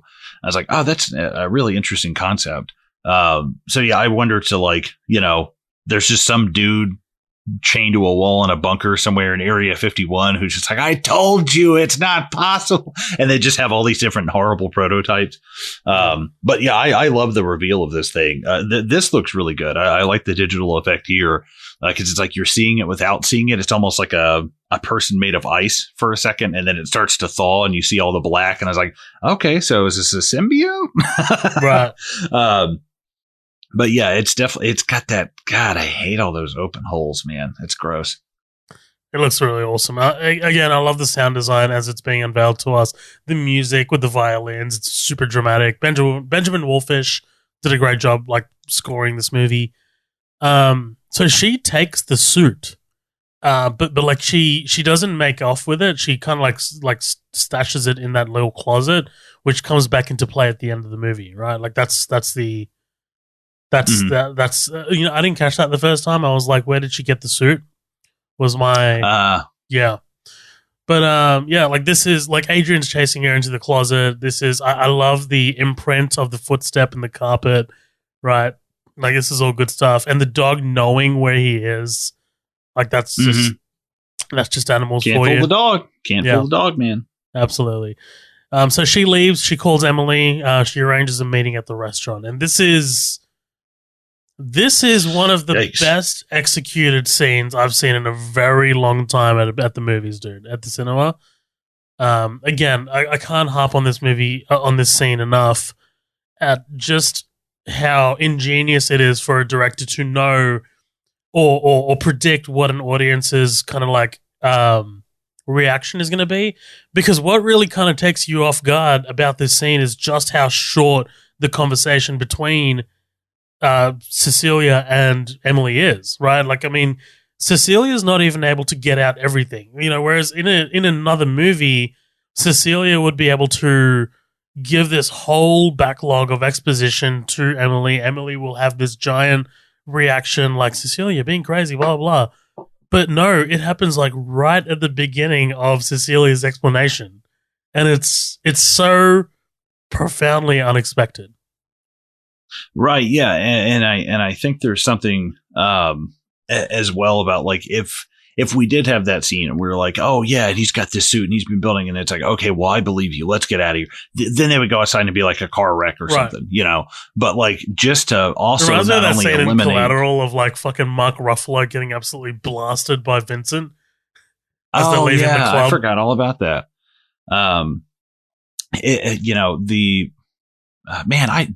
That honestly, I forgot all about Mark Ruffalo being in that movie, and it just you totally derailed me. I have no idea where my thought was going, and I was just like, holy shit, Mark Ruffalo is in that movie. But yeah, this is good shit. This is good movie. This is awesome, dude. I really love this scene. Like the acting here from Elizabeth Moss. Yes, the wide open reaction is kind of like overplayed in the movie, but it's called for here. I think, it's 100% called for. I love the shaking of the knife, the hand knife. Sorry, the hand knife. The knife. God. Imagine that. Just like two. It's the fucking T-1000. Yeah, there you go. Yeah, this is, I love the delayed response. But can we just acknowledge practically Adrian cannot pull this off? Like, I don't like this is. Yeah, it'd be like hovering, right. I have to do it like so perfectly. Does he use one of his legs? Like, what the fuck? Right. Like if he had slid and then thrown the knife to her and she had just caught it with the handle or something, like instinctively, like, but it's already got a print on it, dude. Like, you're good. Yeah. Well, so that was confusing to me. The knife. I mean, like earlier, you know what I mean? Like, why does he show her the knife in that attic? I don't understand. I don't know. I wonder if it's something to toy with her. It could also be like, hey, we need to show them that something is going on. I think it could be kind of a multitude of different things, but also it's like, the plan is so like airtight, nobody can see you. Like no one's going to believe this fucking woman. And so it's kind of like you can get away with a lot of shit, and he just blatantly murders somebody in a restaurant full of people. And it's like, no, that's it. It's like, and by the way, how does she get out of that? Like at the end of the movie, like nobody, I guess somehow like they link that to that murder, but it's like, yeah, I don't know about that, man. Well, there's a moment here, like, I mean, at the psych ward when she meets with Tom, and Tom like leans in and whispers and he says, hey, Cecilia, if you keep the baby, all of this will go away. And I'm like, no, it's not. No, what are you talking about? It's not going to go away. How's it going to happen? You can't drop a murder charge as a fucking commercial lawyer. That's all what's happening. Yeah, and I guess it just shows you like Adrian's reach, that this is the kind of, obviously if he's living in this house and building this kind of tech, which he's almost similar to the antagonist of Upgrade as well, that reclusive kind of tech genius who lives in this crazy house, kind of thing. But that comparison just came to mind. But I don't see him pulling this off of being able to like slice it. He would have to be like he'd have to be like a ballerina of death and just like, just like be able to do all that so quickly. But, man, yeah, seeing her, speaking of T-1000, seeing her get dragged away is some major Sarah Connor vibes. No, I was honestly about to say that, man. Like, she's like, like being like, no, it was him. It was him. Like, I can see her. I can see her. Like, she is selling this, man. And like, when she's in the room, I love the shot of like, just the empty corner. Like, but he's actually there. You know what I mean? It's good stuff. And then as we fade out, you just hear the surprise, like, and she just passes out. And then like we get this scene with James interrogating Cecilia. She's looking at the corners, dude. Like, it's good stuff. I really dig this. I mean, like, this is how you do an Invisible Man horror movie. Like, you know what I mean? If you were to make a horror movie called The Invisible Man, I can't see any other way to do it now. You know what I mean? I can't see any other way. How else would you do it? One thing I thought of is if you're sitting there in the room and you're pretty sure they're in the room, could I get up and pee on them? Wouldn't that show up? Like, wouldn't the pee show up on the Invisible Man? Well, we have dicks. We can aim. I don't know about... yeah, I guess that's true. Don't you tell her what she can and can't do. It is 2021. No, yeah. They make really good use of the space that they have. They make a corner somehow intimidating. That's crazy. It's just the fact that it's there, you've seen it, but like it never really reveals itself to you, even once you've like only until it gets like damaged and he's out in the rain and stuff. But when all this is going on, you never get any kind of like shots from him. Right. But I really enjoy.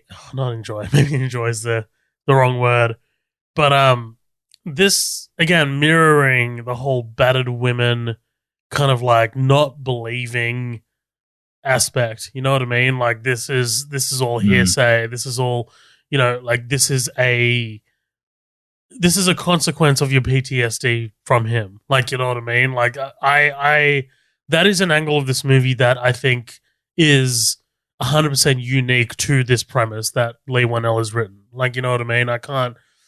You can't make an invisible. You can. I think the domestic violence aspect of it is really, what's the word? I guess complemented by the Invisible Man aspect of it. You know what I mean? Like, you can't have one without the other here, that in the story that is written. So, like, for him to have this aggressor that she can't see, and then you have other characters who are not believing her. Ah, man, like it's fucking genius to me. It's fucking genius. Yeah, man, that's something, man. No, Yeah, there's something I think as well when it's just the invisible man and it's just this invisible blank force that I think a lot of people can, I feel like there's far too many women that can relate to this story. Yeah. And unfortunately for far too many women. And I think that you can probably project that onto that blank invisible man because there's so many people that have been affected by this. And it's kind of, it's a blank canvas, I think for somebody to kind of put that on there. Yeah. And it's unfortunate, it sucks. It's like, here in Western Sydney, domestic violence, the statistics are just insane. Like pretty sure it's the most, statistic wise, it's the biggest arrest rate is domestic violence. Yeah. Huge, massive. And it sucks. Like, like here in this movie at this point where we are right now, Cecilia's lost job opportunities. She's lost her family, right? Mm-hmm. She's lost her connection to the outside world. Like is this not a domestic violence relationship? Like that's still happening after quote Adrian's death, end quote. You know what I mean? It's, right. But also at the same time, like how does somebody from the outside not go, something's wrong here. Right. Like she lost this job and then this happened and then this happened. And I guess that you can say, well, yeah, she's just having, her mental health. Right. It's just, chalk it up to PTSD. I think that's. And I think right, James really starts to question that, right? Like James is sitting here in this like interrogation kind of room and he's looking at Cecilia and just being like, what's running through James's mind, right? Like he's seen, I'm sure as a police officer, he's seen domestic violence victims before. Mm. And he might just be chalking this up to an elevated PTSD moment. You know what I mean? Yeah. I mean, that would make sense as a, not even, I was about to say, as a cop, you're going to go to the most logical thing, but then it's like, just as a human being, you're going to go like, what the fuck are you talking about? You crazy bitch. Like you're talking about invisible people. Right. Like that. Yeah. It's nuts. Right. Absolutely. We get this meeting with Tom, right? She calls him the jellyfish version of Adrian. Man. Yeah. Yeah. I mean, and like, look, this is, if you put yourself in the shoes of Tom, this is also Adrian somewhat still getting at Tom, right? I mean, like, turning people against him, right? I mean, like Tom's perception of himself from other people, right? Like, I mean, you're the jellyfish version of him. Like, that's a pretty shitty thing to say to someone, right? I mean, but like, it's still a comparison to Adrian. Right. And I feel like there's something in there where you are like, yeah, Adrian's bad, but, or I guess like, yeah, Tom's bad, but Adrian is worse. But really, when you think about Tom, it's like you're, for lack of a better term, kind of a cuck. It's like you just kind of take it and just do whatever your brother says. And I think that's, his brother, who was also his client, by the way, who he has to do right by. But anyway, let's put that aside. So part of me goes like, to what degree is Tom like Adrian, and to what degree did Adrian kind of turn Tom into what he is now? Like, was he normal and then just Adrian fucking got in his head and fucked him up, or was he kind of like him?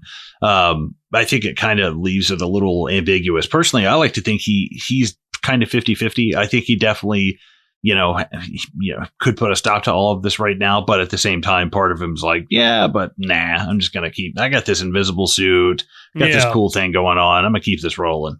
Well, this completely took me by surprise. Cause like, with movies like this, I kind of like let them take me away. Like, I'm just like, all right, just give it to me. Like, I'm not guessing what the next move here is like as I'm sitting down to watch this in the cinema. I'm just like, all right, movie, like just do what you want to do to me, because like this Tom moment where he just like whispers like, like we can make this all go away if you keep the baby, like that genuinely took me by surprise. Like I did not think that Tom was in on this. In hindsight, maybe yes, I should have, but like I do this a lot with movies where I just kind of like, you know what, just fuck me up, man. Just fuck me up. Yeah. Yeah. I definitely didn't expect this as I was watching it. I was like, okay, they're going to keep playing along like nothing's really happening. And then when he's finally like, it's almost like that moment in Fight Club when the bartender's like, hello, Mr. Durden. And he was like, what? And finally somebody addresses what's really going on. It's like, it's almost a relief, right? You know? Yeah. Imagine how Cecilia feels, right? Like, hey, like here's this guy across the table being like acknowledging that she is not crazy, right? And like, I mean, at this point, if you're Cecilia, if you're a weaker woman or a weaker person, fuck, I didn't mean that to sound terrible. If you're a weaker person, you are now starting to question your own sanity, right? Like, I think you're starting to be like, fuck, maybe I am crazy. You know, maybe I am thinking about Adrian. Just to try to rationalize it. Right. Exactly. And then like, here's Tom now validating my suspicions. Yeah, right. Yeah. And I think it's in the face of everything that's going on. Now people are dying and you've been like alienated and stuff. It's like, at what point is it better just to pack it in? You know, just like, yeah, you know what? I didn't do anything wrong, but fuck it. I'm just going to say I did and be like, cool, I'm done. See you later. Bye. Just be done with all of it. Right. Well, talk about killing people because here we are. Here we are. So she's stolen Tom's pen, right? And she gets to work on Adrian, man. Like this is, oof. Okay, so she slices herself open, grabs his arm, stabs him a few times. In walks security guard. Security guard gets got. Right. I mean, like this is this opens it up to this kind of like mini action sequence. I was listening to an interview with 1L, and like, you know, they were asking him, because it's very comparable to Upgrade, this kind of like scene with the camera work. And with Upgrade, apparently, we talked about on that podcast, like they shot it on iPhones, right? Like the whole, like the way I don't remember that. Yeah, the way they're able to like spin like the camera to like focus on things and move as they do. Yeah, vaguely. Yeah, I remember that. This was different though. So this was apparently Leigh Whannell found a stunt coordinator who also owned a motion capture camera. So it's a camera apparently that you attach to yourself and it follows you along as it's kind of like as you're moving, sort of thing. Like it's tough to explain, but he does it really well in this interview. I recommend checking it out. It's on Real Blend, podcast Real Blend, and they had him on like when this movie came out. But he talks about it in great detail, and apparently like it's a really like intelligent camera that moves with the characters as they're like following them. But yeah, it's dude, this scene is over the top, but I fucking love it. Yeah, I felt like I was watching John Bernthal in that prison cell in Punisher. I was like, Jesus, this Punisher, is like. Yeah. I mean, if he had had a hammer, this has been fucking Old Boy. You know, it's like Jesus. But yeah, like watching it was, but it's also part of it is like, man, this guy's super strong. Yeah, but he's also hitting like opponents that are totally off guard, and like people are running into him, and he's using their momentum against them and stuff. It's actually pretty interesting. And he doesn't. I mean, yeah, he kills some of them, but he doesn't really like. He's not like trying to kill all of them. He just wants to stop them. He only kills one, the one that he walks away from with the gun. Yeah, I guess so, because he shoots that one guy in the knee. I can't remember. But yeah, it's not like he's this like bloodthirsty, animal. It's enough just to like stop them to get away. He's like, hey, I might be invisible, but I'm not invincible. I'm gonna get fucking dropped in this thing. Especially once, you got to remember too, she stabbed him like 9 times. Yeah. So he's like, okay, you're down. Fuck. It's like Warzone. He's down. I don't have to keep shooting him. I can focus on his teammate for a sec. No, dude, you should totally finish the ones that are down. He might have self-revive. Like, you got to fucking finish those motherfuckers. If it's duos, I will get the one down, switch to my second gun, and just wait for the second one to pop up. Mine is usually an RPG, but anyway. So, yeah. But yeah, look, what I really like about this kind of like scene as we follow it along, by the way, it's in one take. Like, there's definitely stitching, but I love that it's, one continuous shot. When she goes outside and it's raining, and the sound design again is really, really fantastic because they play up the rain, like they've turned it up. Not only are you taking away, fucking Cecilia's sight of Adrian, but you're taking away her ability to hear.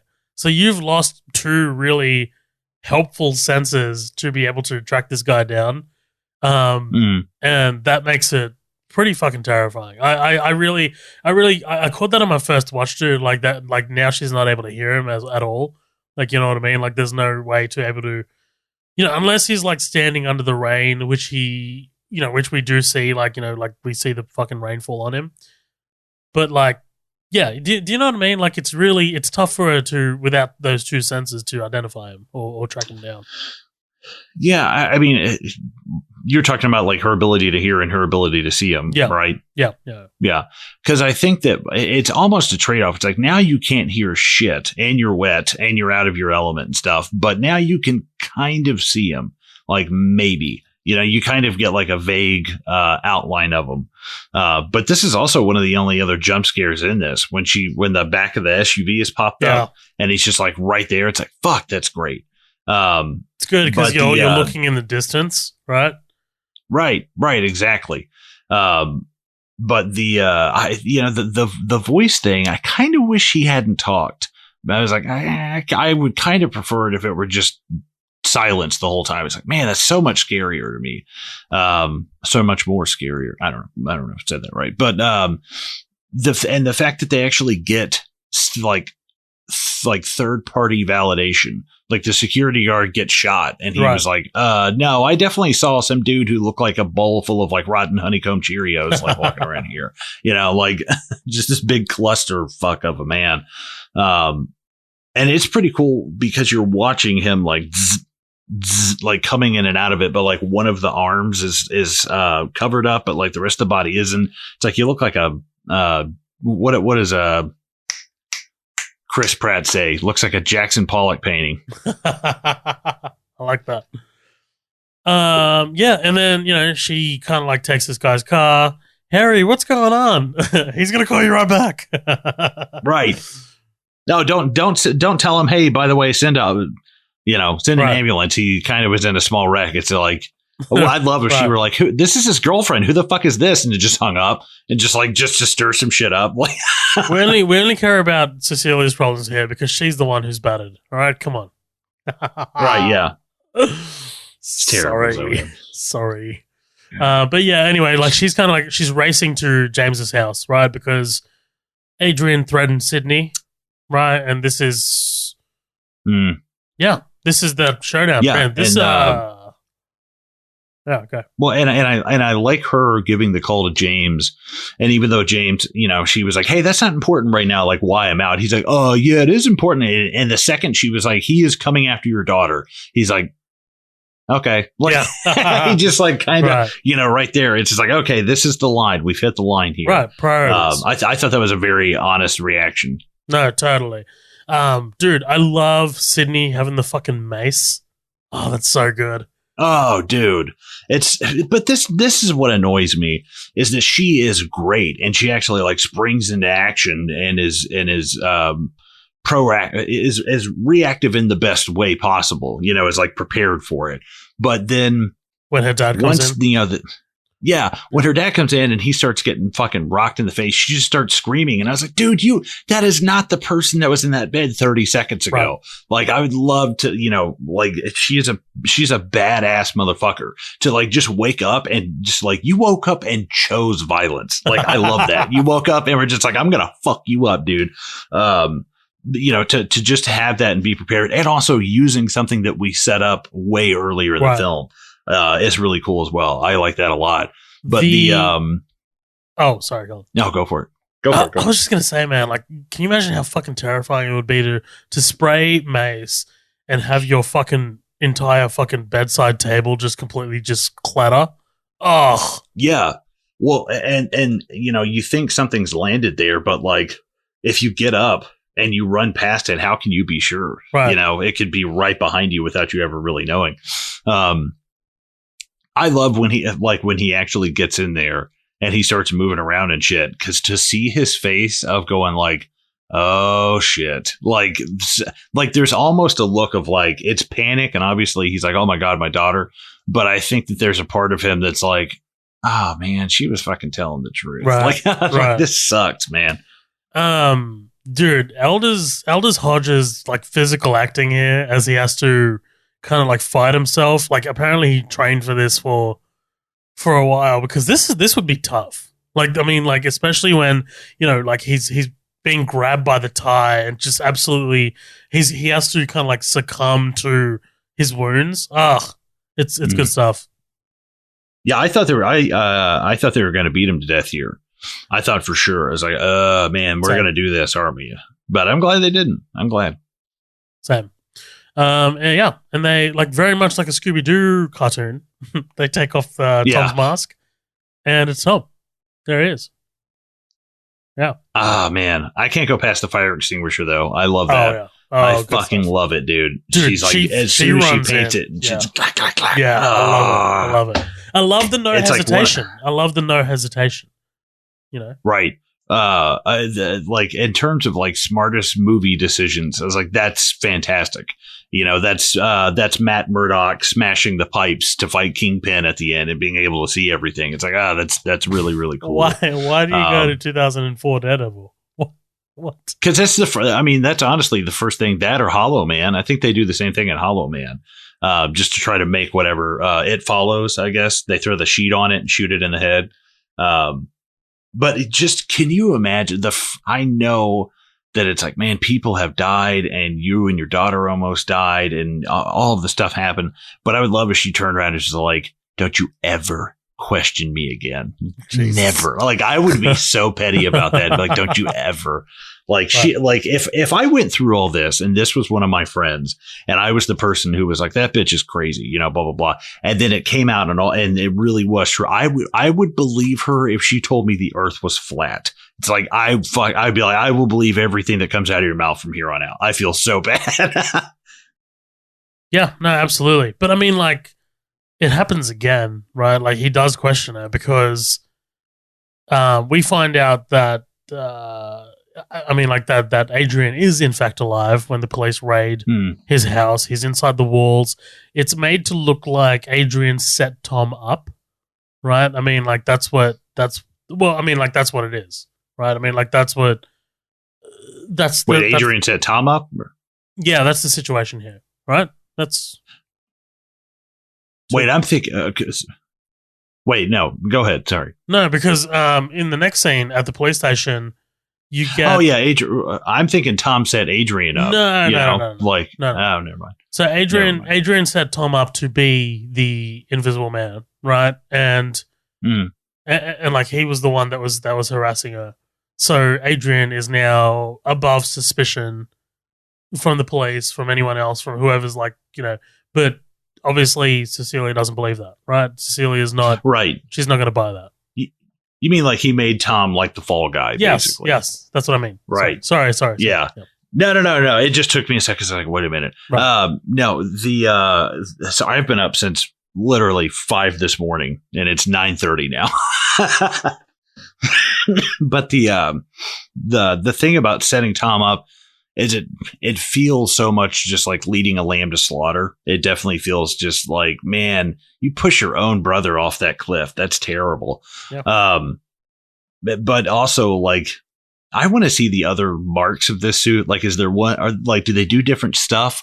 Like, does one of them have like a knockout gas? Like, does one of them have like a kung fu like grip or like a karate chop? Like, I wanted something like G.I. Joe. Adamantium suit. Yeah. Yeah. Oh, dude, this one has like a compass in the watch. You're like, oh, it's sweet. But I guess it makes sense for it to be cameras because they do explain that he's like an optics engineer or something like that, right? Yeah, he's Elon Optics. Yeah. That's it. But yeah, like you said, I mean, he's questioning her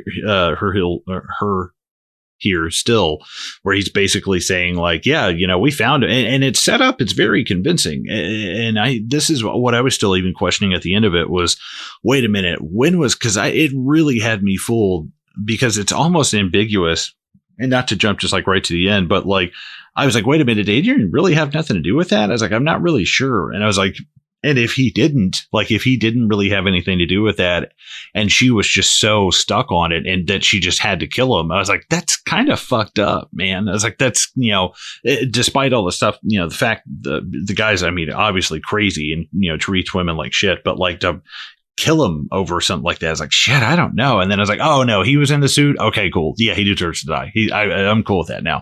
But there for a minute, I was like, so Adrian's really never in the suit. But then once I kind of started digging, Leigh Whannell's like, no, he's always in the suit. And I was like, okay, so I guess he's really committing all the way to the end about lying to this, Yeah, that is interesting. Because, like, I mean, because imagine what else that would say, right? I mean, like this, like story-wise about domestic violence victims, like this, like imagine, the subtext of like what that would be saying. You kind of like be saying that domestic violence victims are incorrect or wrong or, so messed up by their trauma that they're unable to see things that they're clearly. Gonna kill people. Yeah. Right, exactly. So like, I think it's definitely, for what Whannell's going for, which is to tell a domestic violence abuse story centered around a horror film. I think, that this definitely works a lot better. Like, for Adrian to be the aggressor the entire time, and then there's just one moment is Tom. But yeah, so look, moving on, Cecilia ends up contacting Adrian, right? Wants to meet with Adrian, and we get this final scene. This is great. This kind of like sit down.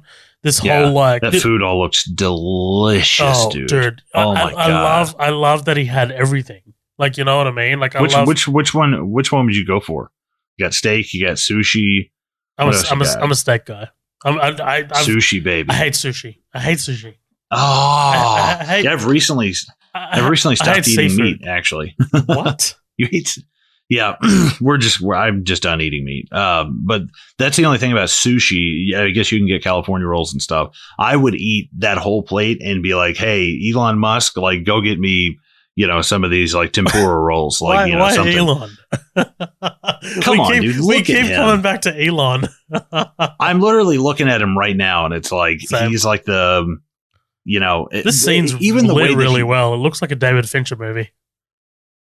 Yeah, like, and I like that kind of like golden light, Yeah. It's a lot, it's so warming.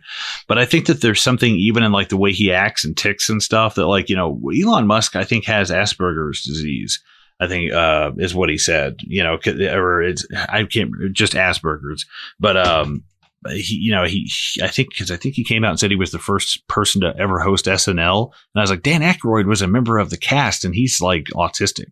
So it was kind of like, I think there's almost like elements of that incorporated, because there's like little ticks and stuff when his hand is shaking and stuff like that. Yeah. Right. There's something going on there that it's like, well, I mean, maybe that's not a mental, maybe he does have some kind of like mental illness. I mean, probably from all the crazy shit.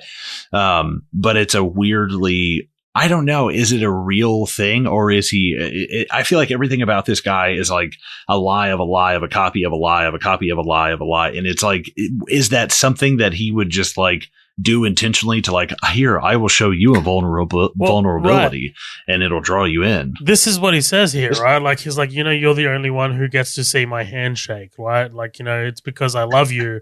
See, like, it's because I love you. Like, it's because I need you. And he says, you know who this guy is? He's Patrick Bateman. Oh, yes. This guy's Patrick I Bateman. am simply not there. The suit is composed out of 4,000 Nikon cameras that were specially built by the government. Hey, Cecilia, can you book us in for Dorsia later? Maybe at 5 p.m.? That's my favorite line from that whole movie is when he's bashing in Jared Leto's head. And he was like, try getting a reservation at Dorsia now, you stupid fucking bastard. I love it. It's my favorite line. Jared Leto, man. I watched, I haven't seen it like since it came out 2013. Dallas Buyers Club, the one that he won the Oscar for. Oh, yeah, I haven't seen that. Fuck, dude. It's just, man, that movie looks heavy. It's heavy. It's heavy.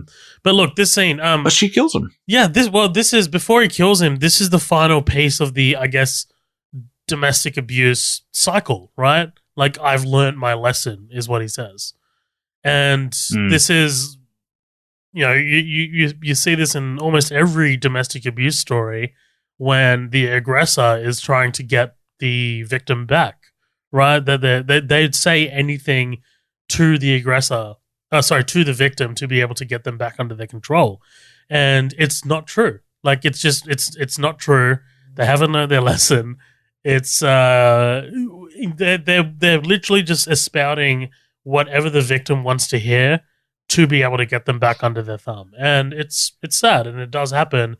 And it almost always ends up in violence and bloodshed, as it does here.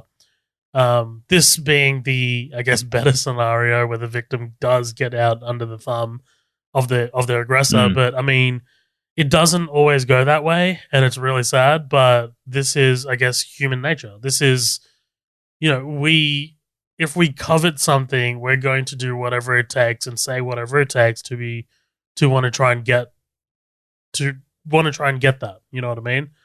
And it sucks. And I think Leigh Whannell and Oliver Jackson Cohen do a really great job of making Adrian a really manipulative person with very limited screen time. Like, you know what I mean? I think the script is really, really built on making you understand what a person who might be in an abusive relationship would go through. And I think that's the strength of this movie.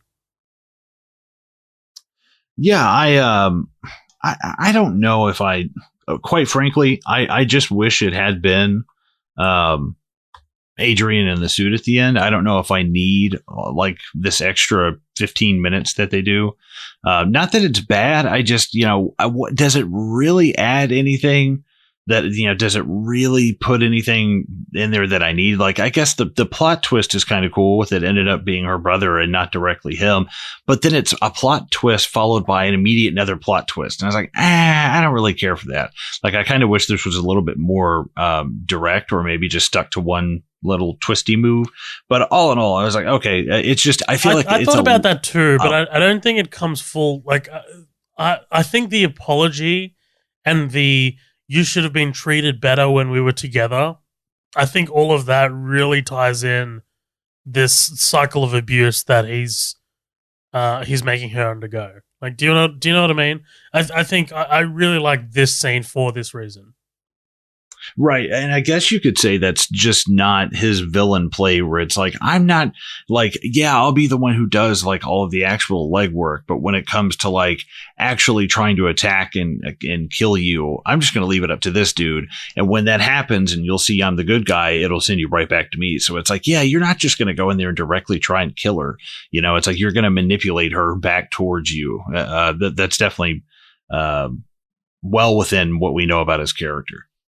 Right, exactly. And she kills him, right? I mean, like, she just violently kills him and away from the cameras. Really, really clever. Yeah, that's smart. She was like, they're like, oh, hey, yeah, by the way, there's audio. We heard everything, Right. And she sees James on the way out, right? And James kind of lets her pass. Like, this is interesting because James, as a police officer, has certain obligations, but as Cecilia's friend, has, I guess, other obligations. So it's interesting to see him kind of like wrestle with the morality of it all. But like, this is and it sucks, but this is a good scenario for the victim.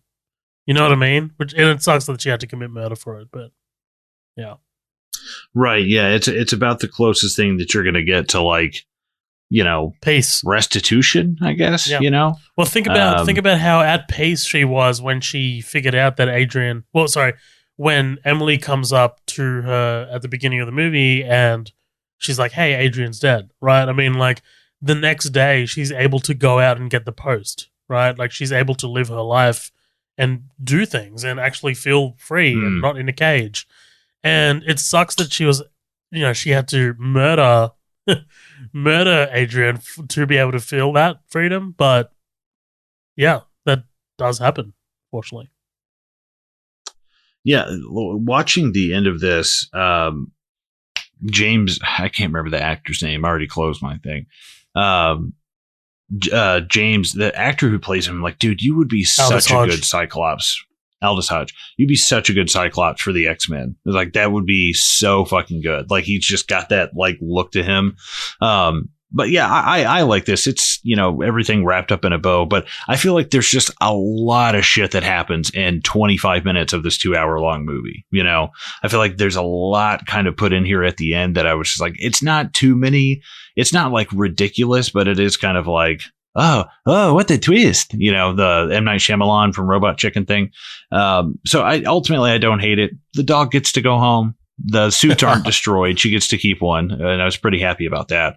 But what I really thought she was going to do when he was like, you're like the only person I would burn everything for. I wanted her to be like, okay, do it. Well, we're going to burn all the suits. We're going to destroy it, and watch him just be like, I can't do that. Like, right. I can't do it. There's no way. But ultimately, yeah. What do you think of the final shot of her just sitting there and kind of like basking in the glory of this grand plan? I love it. I mean, like I said, I think it really kind of like speaks to how free she looks. Like, you know what I mean? Like, there's something about the expression on her face that says, I'm now out from under the thumb of this guy. Like, you know what I mean? Like, now I can go ahead and live my life. I mean, like, if she doesn't get rearrested, which she probably will, but like let's say she doesn't, right? I mean, like, now she can go to sleep knowing that there's no one out there who's positively stalking her, right? So I really think it's ultimately a happy ending, no matter how fucking dour it is and sad it is. It's definitely not Upgrade's ending, right? I mean, Upgrade's ending was so good, so dark, so good, so dark. Oh, but I love it. I think for the story that Leigh Whannell's trying to tell about a domestic violence victim escaping her aggressor, I think this is the happy ending. Yeah, no, I think it's the one that seems most fit and like justified. The one who's like, okay, for lack of a better term, it's like God is in his place. Everybody's, it's like, this is the way things are. I didn't know that Leigh Whannell wrote the script on this as well. Yeah, he wrote it and directed. Wow, that's great. Yeah. I'm excited for whatever that guy does. He's a really good director. But that's fucking the Invisible Man. That's the Invisible Man, baby. Just like my dad growing up, the Invisible Man. No, I'm just kidding. I'm the black one, dude. That should apply to me. Yeah, that's terrible. Shit. Look, we do have a couple comments on this, so do you mind if I'm gonna go roll right through this? Go for it. Jose Rivera, love you, man. Love you, Green Room member Jose Rivera. You'd think such a classic concept like invisibility couldn't be scary anymore. Leigh Whannell said, "Hold my beer." I was pleasantly surprised by how tense this movie was. Yes, dude, that's something we didn't mention. Tension. I think Leigh Whannell does a really good job with tension. Like, we've talked before about tension and how important that is and how hard it is to pull off. But I think Leigh Whannell really recognizes just how to create a tense atmosphere, like not just with the Invisible Man character, but the environments as well.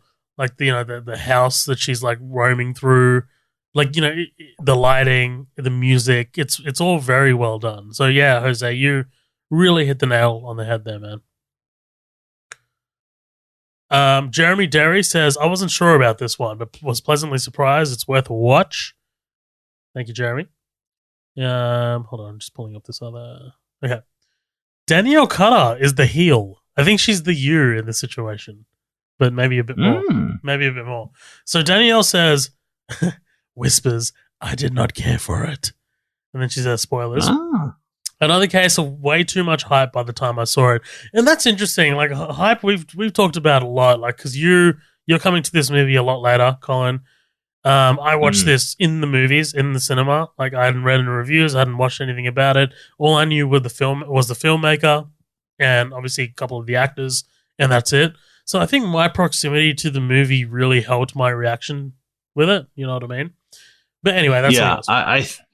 That always makes me happy. That's why I don't read comments until we're like at the end, and I pull them up and just read them fresh. And then, like when somebody says something that I agree, I'm like, yes, like, validation thank you for validating me. Yeah, validation. She says it was fine. It had a few good scares. And she says the attic one being the best, but so many plot holes. All they needed to do was review some security footage to see she was telling the truth about most of it. Okay. Review this. You reckon? There's so many different cameras, though. Which one are we talking about? Well, I mean, and what's she talking about? Is she talking about the abuse? Because I reckon he would have wiped that, right? I mean, like, why risk having that on camera? Yeah, I mean, I would assume. I don't know. I mean, but maybe also, him going back and forth, taking the suit and stuff. Yeah, well, yeah, there's that. That's true. She says, also, I 100% saw the ending coming as soon as she hid that extra suit. Huh. Okay. Nice. I didn't say that at all. Well done, Danielle.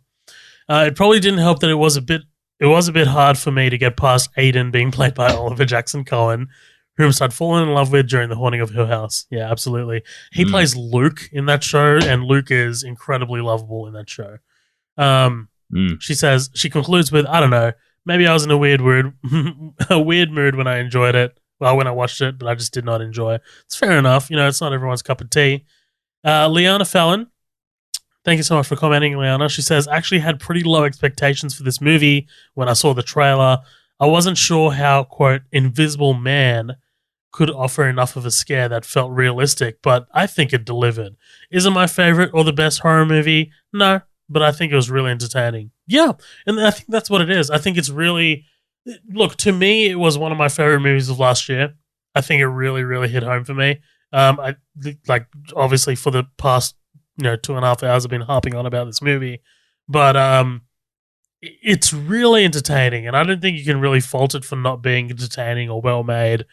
I think you can say a movie is not interesting to you, but to say that it's not well made, I don't think that's accurate. I think that's two different things. Right, yeah. Like, it might be music that I don't enjoy, but Insane Clown Posse has, like, good quality recording standards. It's not the quality, it's the... or I guess it's not the style, it's the quality of it. Right.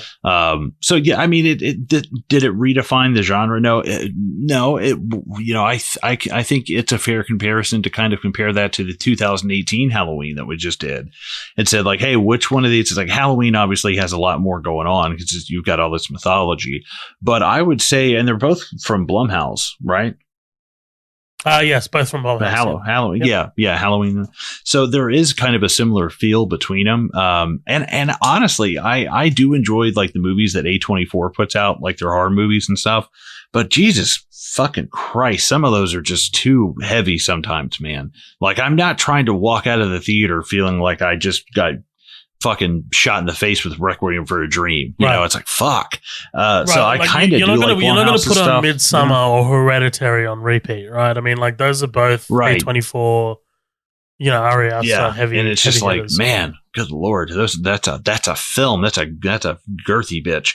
But you want to jump into final thoughts? We here? Yeah. Well, I mean, look, final thoughts. Again, I've been saying this the last 2.5 hours. I think this is one of the best. It's tough to call it horror. I don't think horror is an interesting genre for me because nothing. It's definitely not a horror. Yeah, it's not a horror. It's a heavy thriller. It's a heavy thriller, but it tells a story that doesn't get told a lot, and that's a domestic violence story through the lens of a thriller. Through the lens of a science fiction thriller. And I've never really seen that done to this like effect before. I think visually it's pretty stunning. Score wise, it's gorgeous. It's so beautiful to listen to. I think everyone's acting is on par. I think Elizabeth Moss is incredible. I'd never seen Handmaid's Tale before I saw this. I visited Handmaid's Tale after. So this kind of like really introduced me to Elizabeth Moss, and I was like, damn, that bitch can act. Did you also know that she's a fucking Scientologist?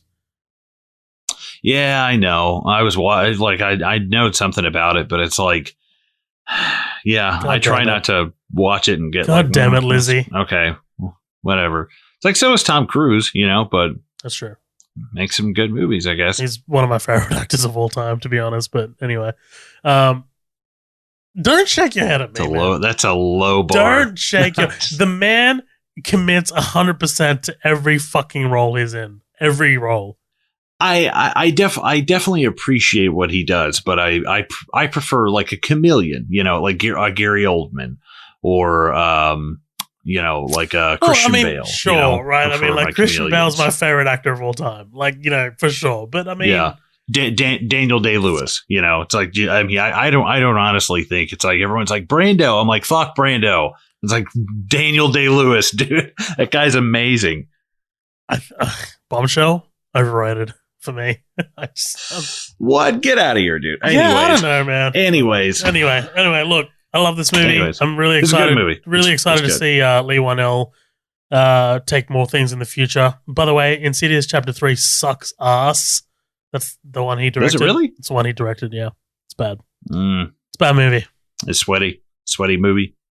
Bad movie. Sweaty boy. Yeah, I enjoyed this. I would honestly probably 7.5 out of 10 for me. Honestly, it's like, it's fun. It's not really anything I'm going to buy. Not overly attached to it. I would recommend it, but I wouldn't own it. That's just personally for me. But I'll close this out here, guys. Thanks for hanging out. Thanks for making it all the way to the end of this episode. Again, you can find all of our socials. Heard it in the mid-roll. That's going to be patreon.com/midnight double feature for access to the green room. I've been Colin. He has been Zoheb. We hope you enjoy this episode, and we'll catch you on the next one.